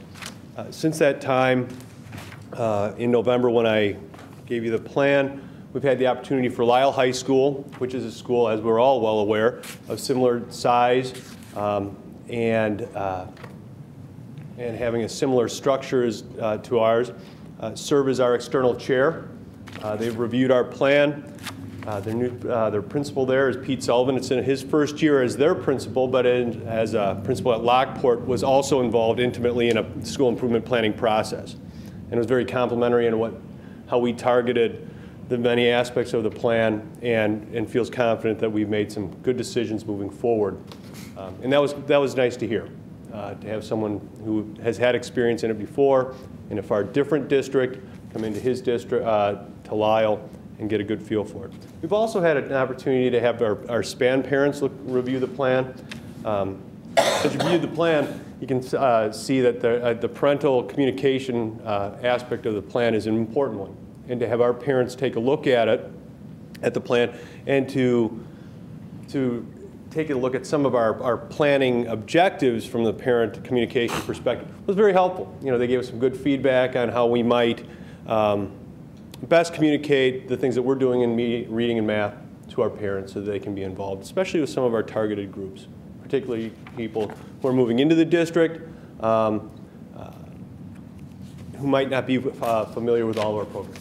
So they gave us some good thoughts on that.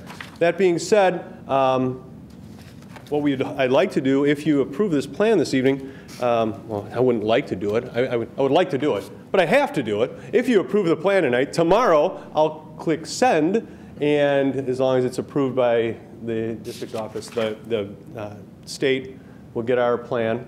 We'll be 30 days ahead of the necessary filing date, but then they'll have a chance.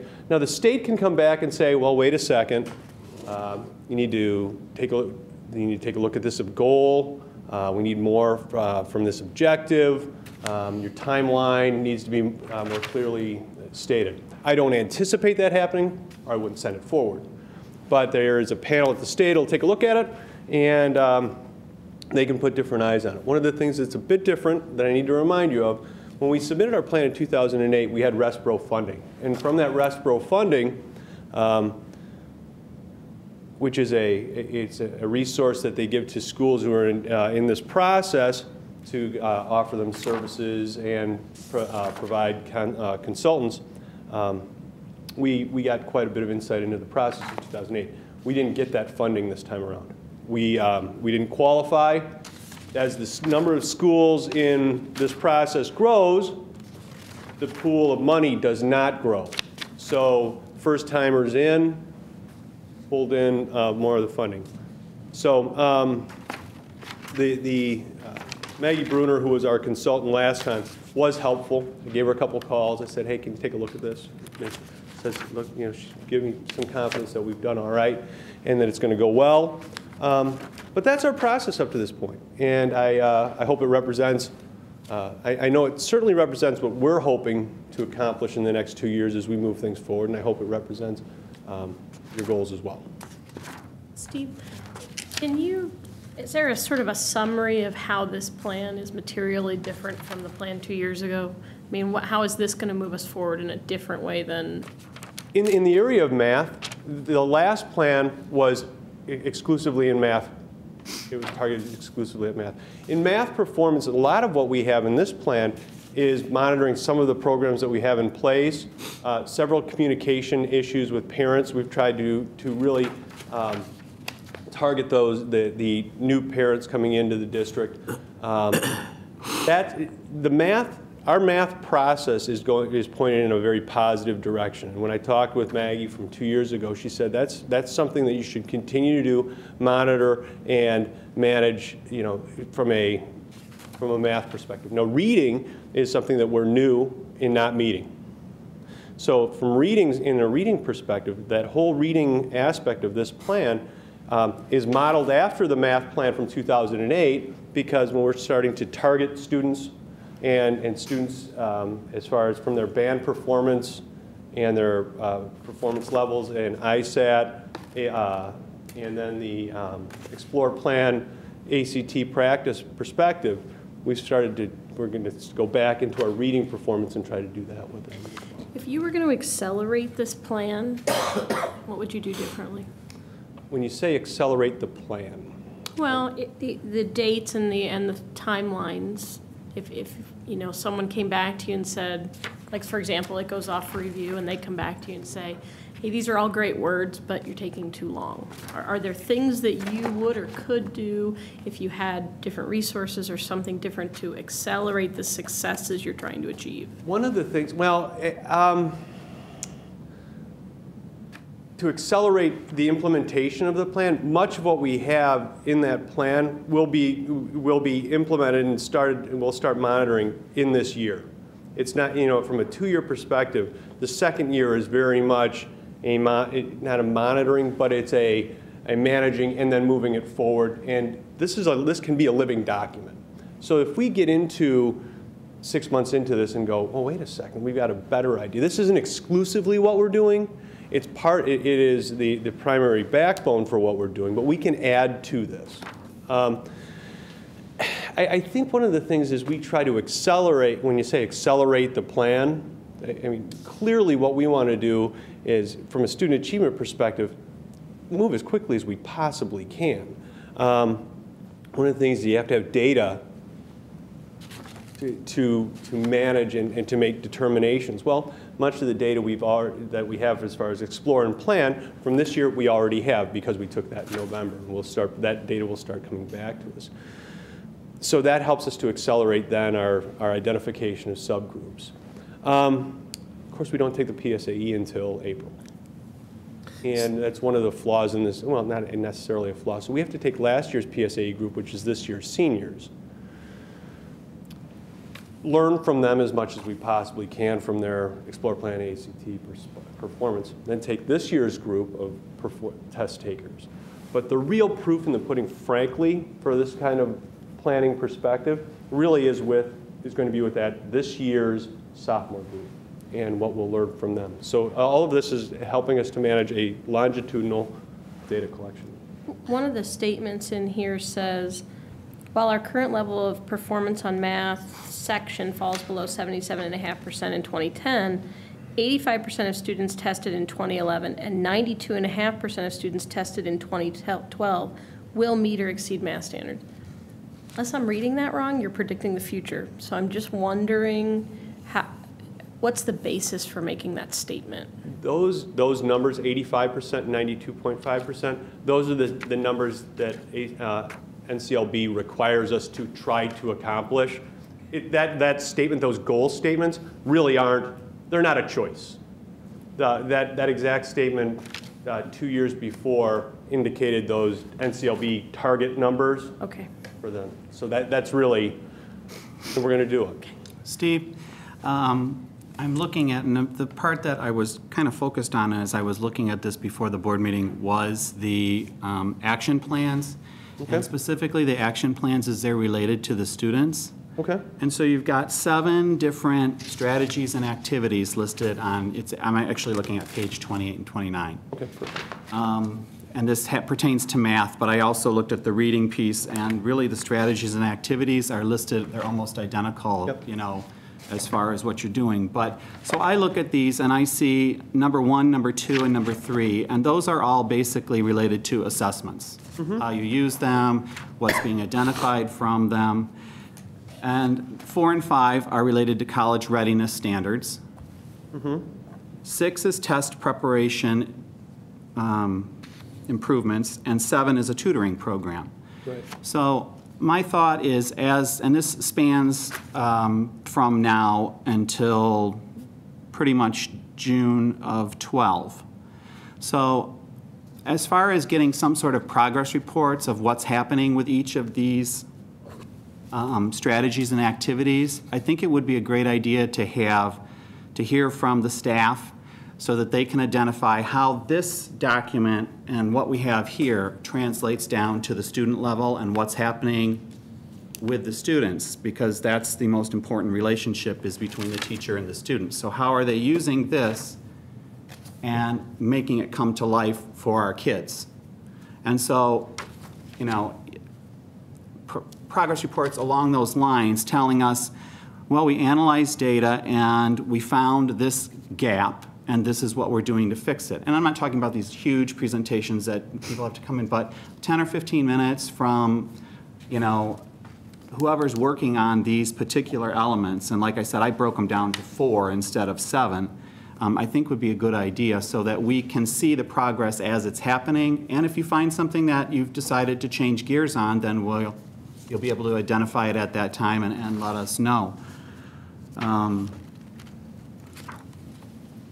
You know, I think it's important that we know, who's participating in this, and, you know, like I said, what each little piece is identified that is going to ultimately result in these improvements we're seeking. Okay. So periodic updates, schedule, I mean, I would like if I'm hearing you correctly. Yeah, I would like to hear from I mean, like I said, the group that's doing the assessment piece, the group that's doing the college readiness piece, the group that's doing test prep, and whatever's happening with this tutor program that's being developed.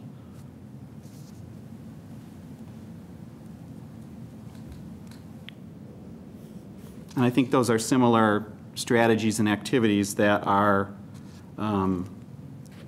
go along with the reading. So, you know, you could do assessment review, reading and math as one presentation or something like that. And like I said, it doesn't have to be a big, I know we had the math department in last year, and that was pretty extensive, review. But I'm thinking just to kind of, Well, I kind of, other than the tutoring, I kind of, unless I misinterpreted this, I kind of got the impression that these other pieces were things that all teachers were going to be doing. Did I misunderstand? Particularly in reading. In the reading aspect of our math department, and to some degree our other departments, but our math department really bore the brunt of the last couple of years. And honestly, although we didn't make AYP in those areas, we showed considerable growth in the last several years in those areas. Reading it's very much going to be a cross-curricular initiative. And I think you brought up a good point, Kathy. I think as we move forward, and I do think a periodic update, we periodically check and connect with what we're doing at the high school. I think sharing that out makes a good bit of sense, just so that you get an idea of where we are in this process. And maybe our timelines are ambitious. Maybe implementation of all of these different things, I can imagine cross-curricularly in the area of reading, is going to be something that's going to take some doing.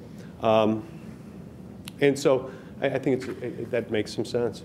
Well, I just think as long, you're going to start this process, and I think about what I would do in my job is we would start a new process, and you would do many steps, and then you would evaluate that, and then you would have take it in a different direction. So at those points where you've done some evaluative work, and then you're going to go in a particular direction or try out a direction, and then it doesn't work, and you go a different direction, it's good to know that the plan is taken seriously, and that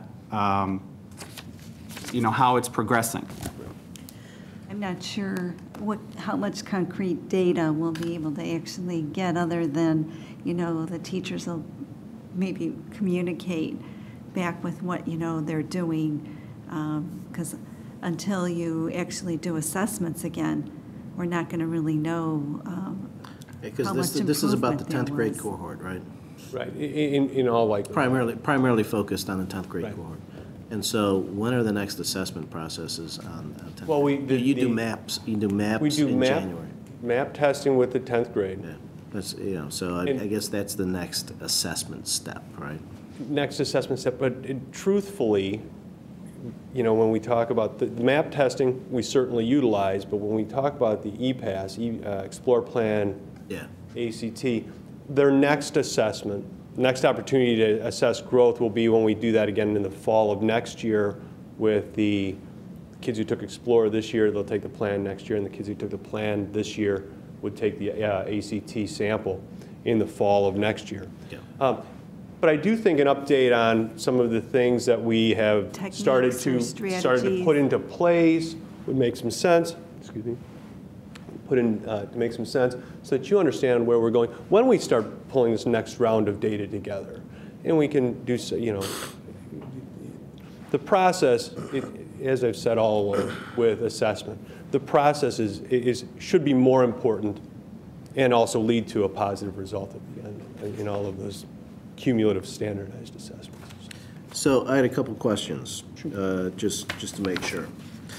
The report is clearly simply this is a state mandated report, entirely a function of not meeting AYP in reading and math at the high school. Well, yes. Okay, and that's largely because, well, I won't say largely because, but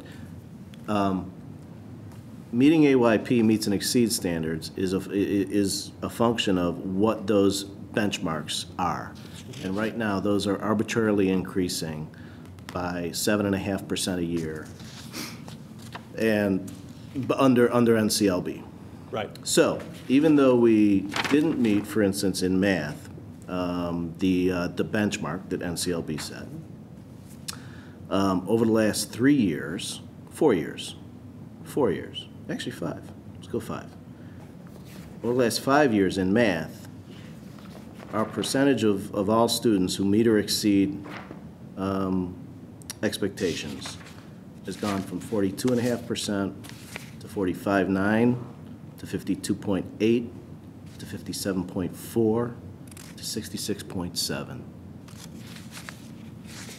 Pretty remarkable growth. So I mean, not meeting AYP is a function of, you know, sort of where these benchmarks are set as well. So 85, you know, candidly, if we make 85, For miracle workers. that would be a miracle. So I fully expect that you know, we'll have to do this little dance again next year.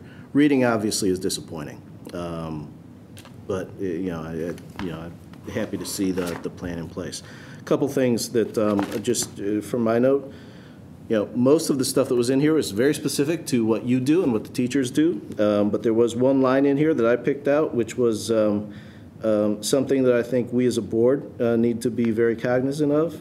The design of Westmont High School directly and often negatively impacts the learning opportunity for Westmont High School students. And that's something that, from a facilities standpoint, we need to genuinely, you know, sort of focus on in terms of making that better. And then the only other thing I was going to say was a particular thanks to Mrs. Denard and Mrs. Flint for their work with your committee. They were representatives from our SPAN group who really did some very thoughtful read-through of this document. They were very good. Steve, I have a couple questions. Were you done, Dan? Done. I have a couple questions on these. You know, there's always a lot of talk about test scores, and you know they're here whether we like them or not. They're a benchmark. It certainly isn't our students' entire their entire stay at the high school. But I guess my concern is some of the, like for instance, one item I am looking at, it talks about that the reading performance drop may be attributable to the focus on math improvement, a significant change in curricular focus for the English department and staffing consequences for both sequences for both English and social studies. I guess I'm concerned about that statement because I know that there has been a discussion about the math, but I'm trying to understand how we can move forward on math and yet have the reading drop. I totally understand, and I heard what you were talking about in terms of that there has been a movement to talk about math, but I don't understand how one could go without the other, because whether we like or accept the No Child Left Behind standards, all schools are being held to those standards, and our reading numbers have dropped, and I'm concerned about that. Can you tell me exactly what page you're on? Page 18. Okay. When we go through this process, they ask us to, as much as possible, as you look at your data, just examine all the possible reasons why there may be a drop in reading. And one of, you know, and this was suggested to us to include, and I mean, we have focused a considerable amount of our time from a consultant time to math and increasing our performance in math. So it was suggested that maybe our focus on math may have drawn some attention from reading. I don't know that that's a one-to-one correlation. I don't know. I frankly was startled to see that we had a drop in our reading performance this year. So as we're trying to draw conclusions as to how that came, that is one possible variable that we had to consider. You know, we did change some of the sequencing in our English and history classes, which are largely reading instruction, and there's a considerable amount of reading instruction. Did that change the way our students performed on the final assessment? I really can't say yes for sure, but we had to include it as a possible variable to be considered. That being said, absolutely. I mean, the ACT is a comprehensive test, you know, and to a lesser degree, and to a different degree, the work keys on the second day, which is the standard by which we are assessed, are fairly comprehensive and broaden their scope and in what we're hoping to measure. And they need those things that are on there. We have to address them all, and to, you know, I wouldn't say that we, as I said earlier, that everyone on our staff was full bore, fully intended on improving our math performance. that was largely a math and to a lesser degree a science initiative in that at that time. I do think now, as we're looking at what kind of factors we do have as far as why our reading performance has had a dip this year, we're going to have to try to address that and do it at the same time when we're still dealing with all of the many other things that we are really trying to accomplish at the high school. So your point's a good one, and I really do think we have to consider all of the different things. But you're right, this is not the only thing we're doing. It's one of the very many important things we're doing. I hope I've addressed your question. If I've danced around, I'm not intending to dance around it. I'm just... No, these aren't, I mean, I'm certainly not expecting, you know, a complete and total answer. I'm just looking at what is in front of us here in that, because I would think that, you know, that... It seems like a statement that would be applicable to a grade school setting more than the high school setting because of the different departments, you know, English, reading, math, you know, whereas in a grade school setting where you have one teacher, you could see where the emphasis, if they put an emphasis on math, reading may fall behind. So I think that's where, I mean, I saw that too, and that's what came to my mind. From a not a classroom focus, but from a resource focus and a consultant focus and a professional development focus, we clearly have spent a considerable amount of time, and probably not a similar amount, you know, a disproportionate amount of time on math. That would be good to put in there. That would explain, better explain that. Well, okay, and again, I see where you're coming from. From my perspective, that's what I was addressing. And I guess the other thing too is, you know, these are tests.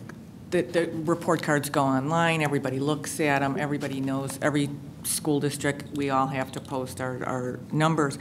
But I guess in specifically that drop that occurred in reading, I guess I would have to say that in following up on a couple things that I've heard here, it means that we're going to have to make real strides to continue to make improvement, and yet, you know, who knows what's going to happen with No Child Left Behind. It might go away, it might not. But to some extent, that's what we have to deal with. And then there's many other schools that are in the same position. So I guess my question would also be to follow up in that if we, just the general we, continue along the same lines, we would probably get the same results. So an update of some sort showing what those specific changes are that are occurring to deal with these issues would probably, I think, be beneficial. And I know that you're talking assessments and that they're all valid to the extent that there is no one click that can tell us the definitive, this one test is going to answer all our questions. There aren't. But to some degree, to show the board and the administrators and the parents and everybody just what is it that we are physically doing to make these changes, to aggressively try to make these numbers to the extent that they're a valuable ranking. What are we doing to address them? Because we have made progress, but I think if we continue to not make AYP, that's probably not going to benefit anybody. So it would be, I think, beneficial to hear what different steps are being taken. Sure. Does that make sense? Well, Yeah, and I think that's kind of what Joel intimated earlier. Yeah, and I think we decided just a kind of that's periodic what's update gonna on happen. what Right. kind of progress we're going to make. And you brought up a point that I hadn't brought up here. As far as looking out into the future, by 2014, 100% of our students are going to meet or exceed standards across the United States. And that's not going to happen. By federal, well, yes, For it will. anyone. 100% of Illinois high schools will not meet AYP. That's right. 100, no, and see, by its nature, there's a certain, and I don't know if it's fair to say this. I think I'm pointing out the obvious. It's a somewhat absurd assertion. However, that being said, it doesn't mean that we shouldn't make every effort to put the best educational opportunity out there for kids. So the idea is not awful.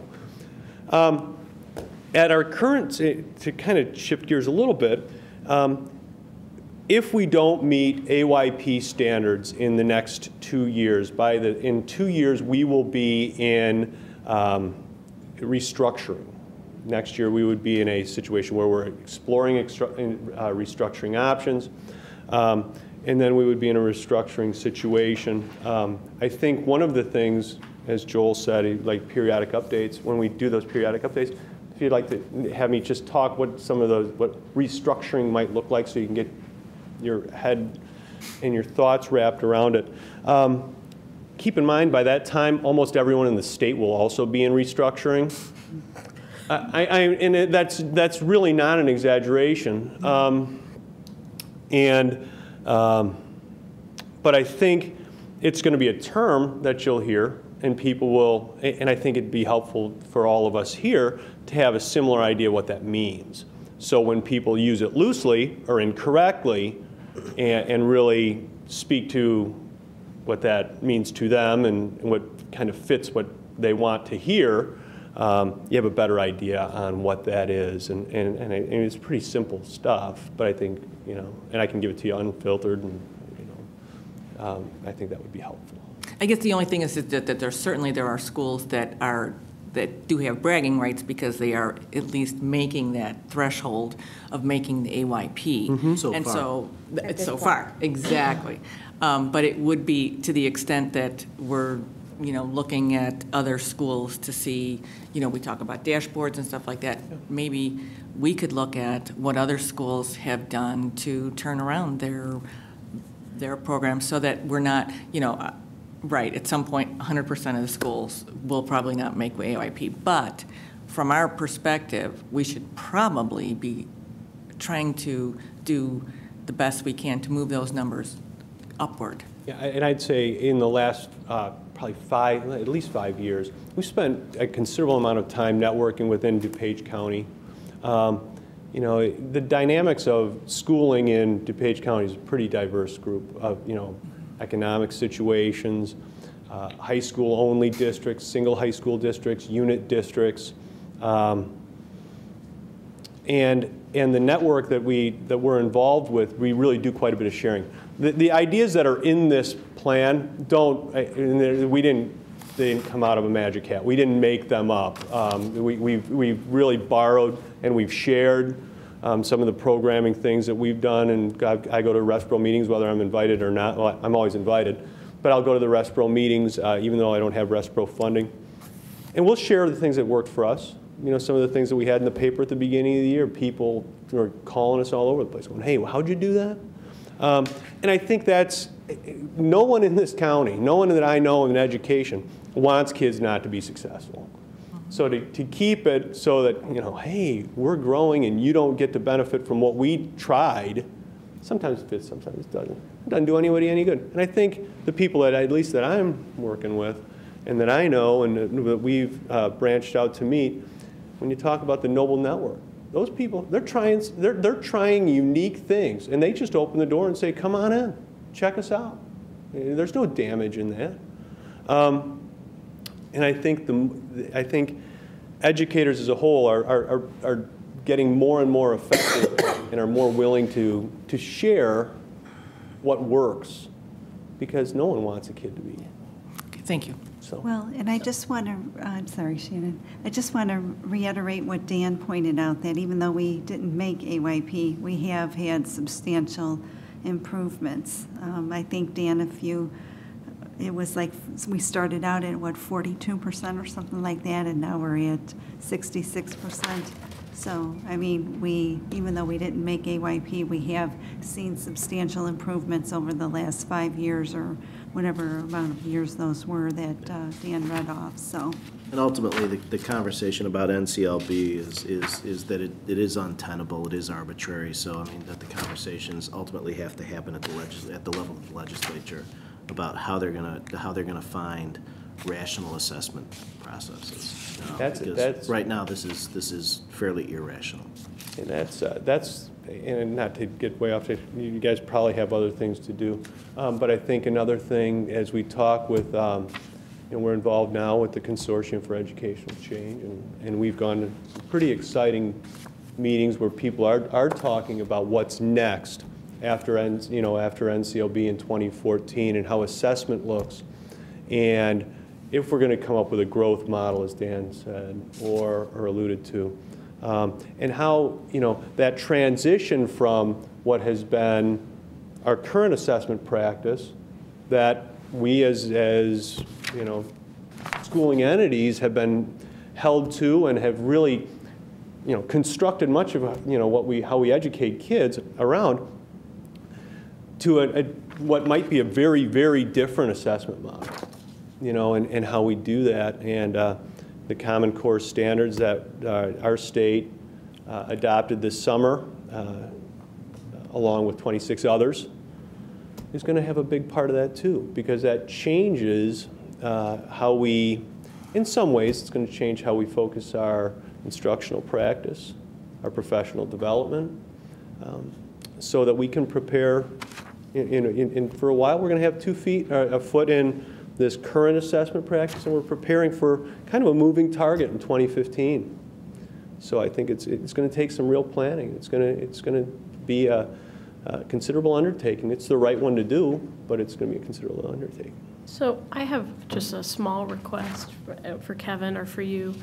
When we have the opportunity to have some updates, it would be interesting to hear how teachers that don't teach those primary disciplines are incorporating the ideas you have here. One of the probably the most interesting session that I had an opportunity to attend at the recent school board conference was actually presented by 3 high school teachers from downstate, 2 teachers and a guidance counselor. And the title of the session was Every Teacher Teaches Reading. This is at the high school level. Went to this, thought, oh, this is great to be reading, all this. It turns out that the 2 teachers presenting this to all the Illinois school board people was the advanced math teacher and the agricultural engineering teacher. Those are the 2 teachers that were presenting this session. Not the English teacher, not the social studies teacher, not the reading teacher. It was the 2 who you would have thought were the least likely, and how they, with this guidance counselor, had got together outside of the board and administration and had created their own program with their fellow teachers in that particular high school to permeate reading as a teachable subject in every discipline. And this math and ag engineering teacher were the ones that started this. So in support of, I would like to hear from the people that are actually doing it, because I found that particular experience to be very engaging. Having an opportunity to hear directly from those teachers, and then would issue a little bit of a challenge of, can you bring us the non-traditional reading teacher and the non-traditional math teacher to talk to us about how these concepts are being permeated throughout the education experience, not bring the math department to talk about math and the English department to talk about reading. It is really the challenge right. of dealing with reading, and Kathy, you brought it, you pointed out what really is the challenge, because at the high school level in particular, and I have to imagine at the junior high level as well, although I don't want to speak directly to that, so much of what we teach is content specific. Right. If I'm a very siloed. If I'm a chemistry teacher, my content is chemistry. And I'm reading a book right now. Do I have to teach read? Do I also have to teach reading? Is the idea, and really it becomes, that's the content is the vehicle for teaching a series of skills, and one of them, primary one, is reading that comes out of it. And it is going to be a challenge. It's not something that you just say you're going to do in a plan and it happens. So I think the updates are a good one. And it's going to take people, it's going to be a real paradigm shift for people in the instructional mode and it's going to be a real priority for us, is to offer people the comfort and the confidence and the professional learning experiences to make that something that they really are comfortable with and invested in. Kevin, at some point, is there an opportunity for us to hear from the junior high about things they may be doing differently to help set this up? Because this is not exclusively a high school challenge. I mean, I think we need to be engaging and understanding how the junior high creates a path that leads to improvement. Sure. you know, once we get to that, I mean, these grades. And to that end, the junior high has done, I think they've taken a very thoughtful approach to providing a transition for our kids through into the ninth grade experience. Keeping in mind, they're focused on meeting the ISAT requirements. And that makes, there's a sensibility to that, absolutely. But they've also taken some steps towards being more familiar with what the ACT looks like. So that, because so much of the ACT, particularly in math, but the reading foundations as well, start teaching reading in first grade. And it's something, when you talk about the high school experience pertaining to PSAE, nearly all of that material and almost all of the skill starts, the learning of that starts in elementary school. So it's really a test on their 11-year, well, almost 11 years experience, not only the high school. And that's why when we talk about kids who move into our district, as opposed to the kids who've had that 11-year experience with us, considerably different, and in many cases, not all, there are notable exceptions, but in most cases, their performance on their individual 11th grade or 11-year experience is markedly lower than the ones from our district, which speaks strongly of our district. Does the junior high administration team see this plan and have an awareness of the steps that the high school's trying to take? After you guys approve this tonight, if you guys approve this tonight, don't want to be too presumptuous, but if you do, we'll certainly share that, because I think it's important that they know what our plan is, just like they need to know what our assessment is, because ours is different from theirs. So.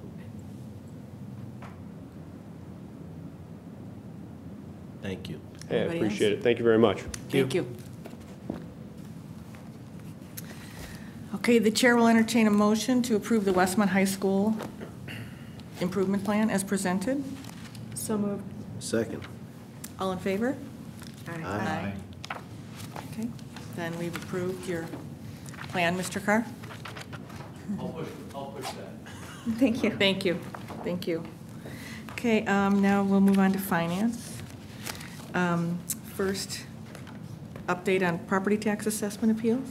Is that what you want to do first? Yep, yeah, just enclosed in your board packet is a listing of the property tax assessment appeals in excess of $100,000. We have had 14 come across, a combination of commercial and residential this year. Our hope is that these get resolved before the spring, so that any adjustments are calculated in our EAV for our 2010 levy. If not, then those would be direct hits against our revenue after the process. And one of the things is when we talked about the levy, we are anticipating that our EAV will go down. And as people are looking at their property values and things, they are coming in and appealing their assessments, and that's the direct impact to a decrease in EAV. The result of that decrease in EAV then, of course, is most likely a corresponding increase in our tax rate. So the district's still, for the most part, going to get the same amount of revenue, but the tax rate is going to go up. And so this is just keeping you apprised of what's out there. We are in contact with our assessors and on these, and have indicated to them that we want to know what's going on with these. And then, they are fighting aggressively on our behalf. We met with the assessors in October on all the school districts and had conversations about this. So this is just really keeping you aware of what's going on. So have these already been to the Board of Review?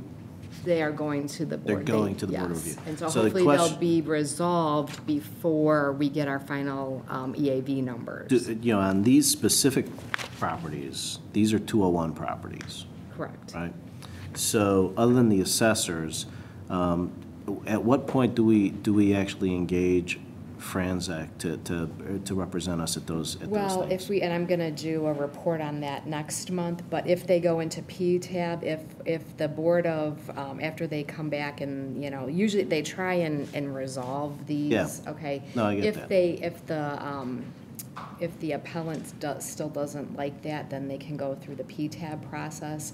Then that's where, depending upon the level of dollar consideration, we may engage Franzak. Engage Franzak then. And I Are we had a allowed to engage a conversation with the assessors prior to PTAB?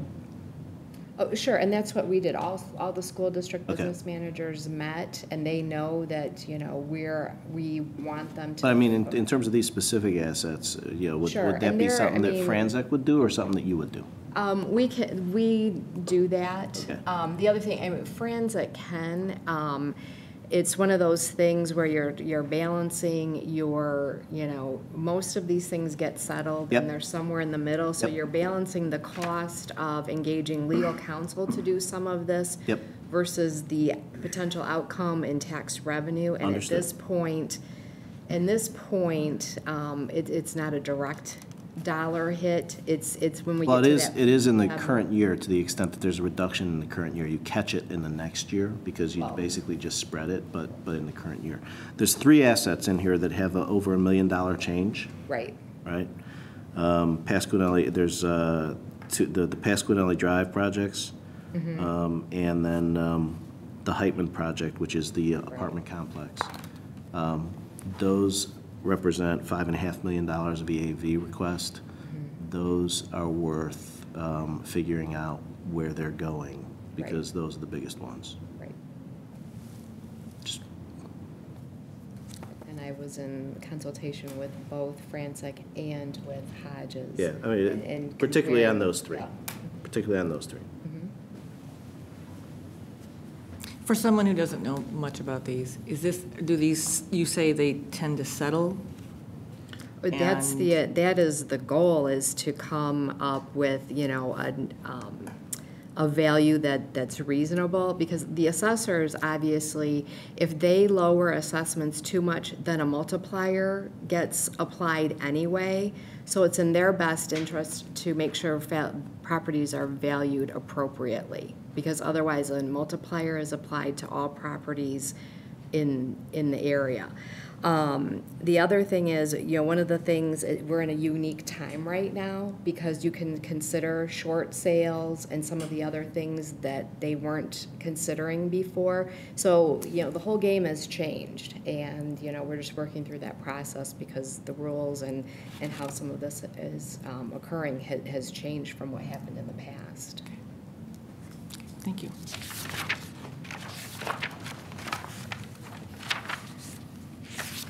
And then the next update, just wanted to, in case everybody wasn't aware, we did start utilizing RevTrack, which is a credit card payment processing company, to process online payment transactions for our food service. And they have an interface with Skyward, and so that when parents go in and pay for lunches online, it automatically updates their Skyward account. That money goes in real time. It's a convenience for our parents because they don't have to worry about sending checks. They can go in and check their account balance at any time and apply funds toward their student's lunch account. The other thing for the district, again, we have very few people doing many jobs here. And this is one of the ways, again, to kind of create efficiencies. We don't have people having to handle money, having to count the money. We don't have to worry about NSF checks, those types of things. And any time you can reduce money handling, that's a good thing in a district. And so, this is streamlining the process for us. We did receive notice this past week that RevTrack is accepting Discover Card now, that they weren't accepting that before, so that will be an added benefit. Hopefully more people then will be able to pay online. And then the other thing, again, is we're looking to increase efficiencies The goal, I don't know if I will meet it this year, is to try and have our registration payments be able to be made online, create the web store so that parents can go in and actually pay for their athletic or co-curricular participation fees online. And we set that up so that we set up coding behind all those payments that tie right into our general ledger. And we don't have to worry about people, wondering where to code those fees, because when they click, pay for, girls basketball, that account code is attached to it, and we get a report that generates where to code that money. Again, we lessen the handling of cash and things like that. It allows parents, a convenient option to pay their registration fees. So that's one of the things that, we're going to try and get developed for the summertime when we have registration. This is a win-win for everybody. I know, parents I've heard are excited about it because then you don't have that. Yeah, and we've already had, as of December 9th, over $1,600 of revenue, which is very good.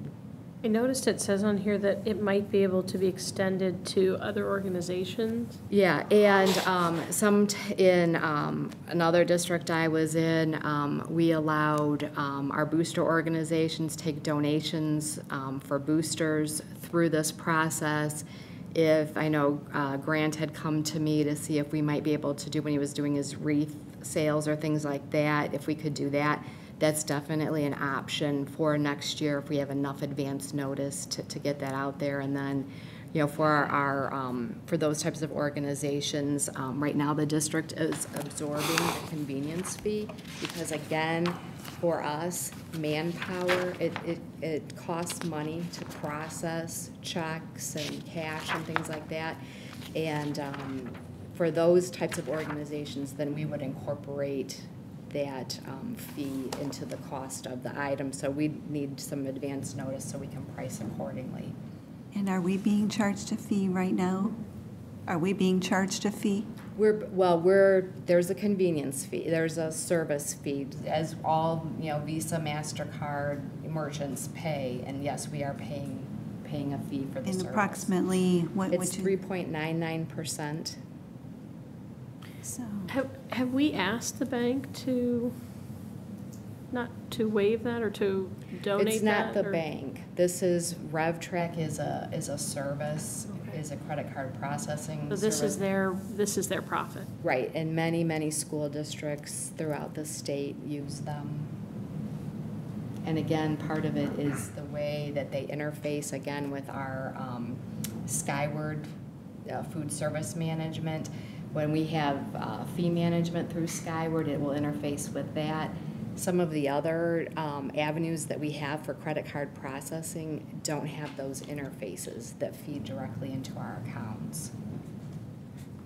So this also, as you talked about, would free up district staff time to potentially. Yeah. And clearly, I mean, the Take on district everything. has been absorbing those, fees. If that's something that the district, decides that they don't want to do, then we need to have that conversation as well. And then we also need to, we need to have that balance between what it costs for our employees to do the work versus, the convenience of making sure that money's in there, that there's not shrinkage, all those kinds of things. no, I think the concept is wonderful, but how much work would it be for you to kind of give us a general idea of, what the cost is for having this service versus the cost of our staff doing the work? Well, this is just a percent, right? It's 3.99% of the dollars that come through it. I mean, I can try, I can tell you what the fees are, and in terms of, time savings, I don't know. Yeah, 'cause We by the have a time they lot of collect people who really work registration hard in this fees, then it'd be a district lot. and don't necessarily account for all the time that they give the district, so if. Yeah, I mean, right now, there's not a lot of collection, but by the time you guys Right. collect the registration fees, that's going to be a pretty hefty service fee. if you could just kind of maybe tabulate that, Okay. what you think that would be. I think that's almost impossible from what she just said. Say it again. You can about look at what people we working. collected Well, last there's year. Listen to what she had to say. There's a lot please. of people who work very, very diligently on the district's behalf and work many long hours. And But you're still going to have the registration process anyhow. The only thing that's going to be eliminated is the collection of money. I mean, there's But she can't some give you other numbers. There's some other ways that we can look at this registration process so that we maybe don't have to have the long lines of people. When you do some of this stuff, you send out their course list and here's your fees. And it allows people to pay ahead of time, so you maybe don't have to have all that manpower and people sitting at registration for those 2 days. And people can start processing it ahead of time on their schedule versus in this big rush on 2 days. So the process should allow, again, for some efficiencies and workflow, so we don't have ebbs and tides, so we can maybe even it out. I don't see it as a new cost. It's a new cost, but the new cost that we aren't incurring is we're not hiring somebody to. No, I understand that, but I would like to know what last year's registrations fees, total fees that were collected, and figure out what that 3.99% of that would end up costing the district. Okay. So I would just say. It's hard to quantify savings, though, because one of the things she mentioned is NSFs. So I would You just say. eliminate NSFs entirely. I know, I Anecdotally- just want to know the ballpark figure of that. So just for what it's worth, coming from the PTO treasurer position right before I came here, coming to here. I'm not saying it's not a good idea, but I would just like the Having been the information person that I that did the requested. work, it may be difficult to come up with that. Just knowing, I lived through that process. Maybe I'm and- not being clear. I can give I'm you a asking dollar. for last year's registration total cost, so I can figure out what the 3.99% is. And that would be assuming that everyone Okay, paid thank by you. credit card. I would think that also with this, I just know that, ever since the district went with Skyward, as a parent, it's wonderful to be able to, sometimes it's 10:30 at night when the kids are in bed to look at the grades. And so I would think that this would also be another benefit for all of our families. So maybe we're not writing checks at like midnight because the kids, money is depleted and you've got 100 other things going on. So I think this, and you say it goes well with that Skyward program. So I think that this might be a real benefit to our families too. It'll be interesting to see how this goes. But anyway, from that perspective. All right, and then as far as the monthly financial reports, again, our food service revenues are trending behind this time last year. Part of it's due to lower reimbursement rates by the state, and then you can clearly see, children's payments for lunches are down, and also our a la carte revenue is down, and, I'm sure we can attribute some of that to not selling French fries. I've been in other districts where as soon as we eliminated pop and we eliminated French fries, saw huge decreases in our a la carte revenues, and you're seeing that same kind of trend here as well. And then given, just the economy, more kids are, brown bagging their lunches. So in terms of our expenditures, salaries are up, and that's because we had one of our custodial, our driver, out for quite a while, and so we were paying 2 salaries for that position during that time period. And then, our cost of our food and supplies is lower than last year, which you would expect because our sales are down. So, and we'll continue to monitor this as the year progresses. The student activity fund accounts are there for your review. And again, no significant changes there. Ending fund balance Right now, in all funds, we have approximately $16 million of fund balance, and, you know, you will, again, continue to see that decrease over as the year progresses, as we get closer to May. We have about $9.5 million in the ed fund right now. Our investments have not changed. We have not been doing any CDs right now because currently we're earning more money on at Clarendon Hills Bank than we can earn by investing in CDs. You will probably see a few investments this month because some of our collateralization, Clarendon Hills Bank, that level is changing because the cost of collateral is so high. So they've put a limit on us, and so I will probably have to invest some funds elsewhere at the end of the month. All right, and then in terms of the budget evaluation, as of November 30th, our tax collections amounted to 97% of our 2009 levy, so we're comparable right to where we were for the last couple of years. We did have tax collections in November, and we will continue to see some tax collections in December. I'm hoping that we get to that 99.7% mark by then. And as far as the education fund revenues, we received a few more of our FY10 payments in November.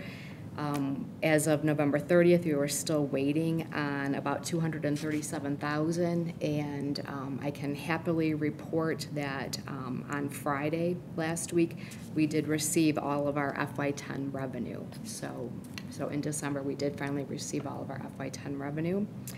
And in addition, right now we're waiting on a little bit over $200,000 of our FY11 payments. So, that trend of the late pay is continuing. In operations and maintenance and life safety fund, again, our revenues are trending higher than the prior year and the prior 3-year average. As we've discussed in past months, this is because of our budgeting of interest and interest transfers this year. And then one other factor that's impacting it this month is we received our rental income from SACID by the end of November. Last year we didn't receive that until December. So at this point in time, last year we had $50,000 in rental revenue. This year we have $347,000. So that's accounting for that difference. In the transportation fund, again, revenues are trending, significantly higher than the prior years. And again, this is due to our revenue budget being lower than it was last year by almost $100,000. It was impacted by paying some bills late last year, and then and then in addition, we have not received about $99,000 of FY11 payments. So we did receive all of our FY10 payments for transportation in November. And then in terms of expenditures in the Ed and Tort Fund, they're running as projected, almost identical to prior years. In the Operations and Maintenance Fund, we're about 15% below the 3-year average and about 6% below the prior year. And part of this is attributable to timing of expenditure outlay and how you're doing projects and things like that. We have $100,000 of capital outlay budgeted that we still haven't spent so far this year.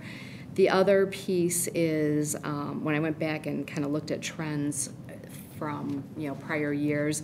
In FY09, they created the Capital Projects Fund, and so some of those payments that normally would have come out of O&M were being paid out of the Operations and Maintenance Fund. So when you're shifting where you're making payments from, then the comparisons from year to year become a little bit more difficult. And then in Transportation Fund, our expenditures are about 10.6% below prior year. And this is due again to paying some of those transportation invoices in the following fiscal year last year. And then also, we've not been receiving our invoices quite as timely from First Student, which is good for our cash flow. But yeah, as of November, we still hadn't paid for our October transportation expenses. So does anybody have any questions?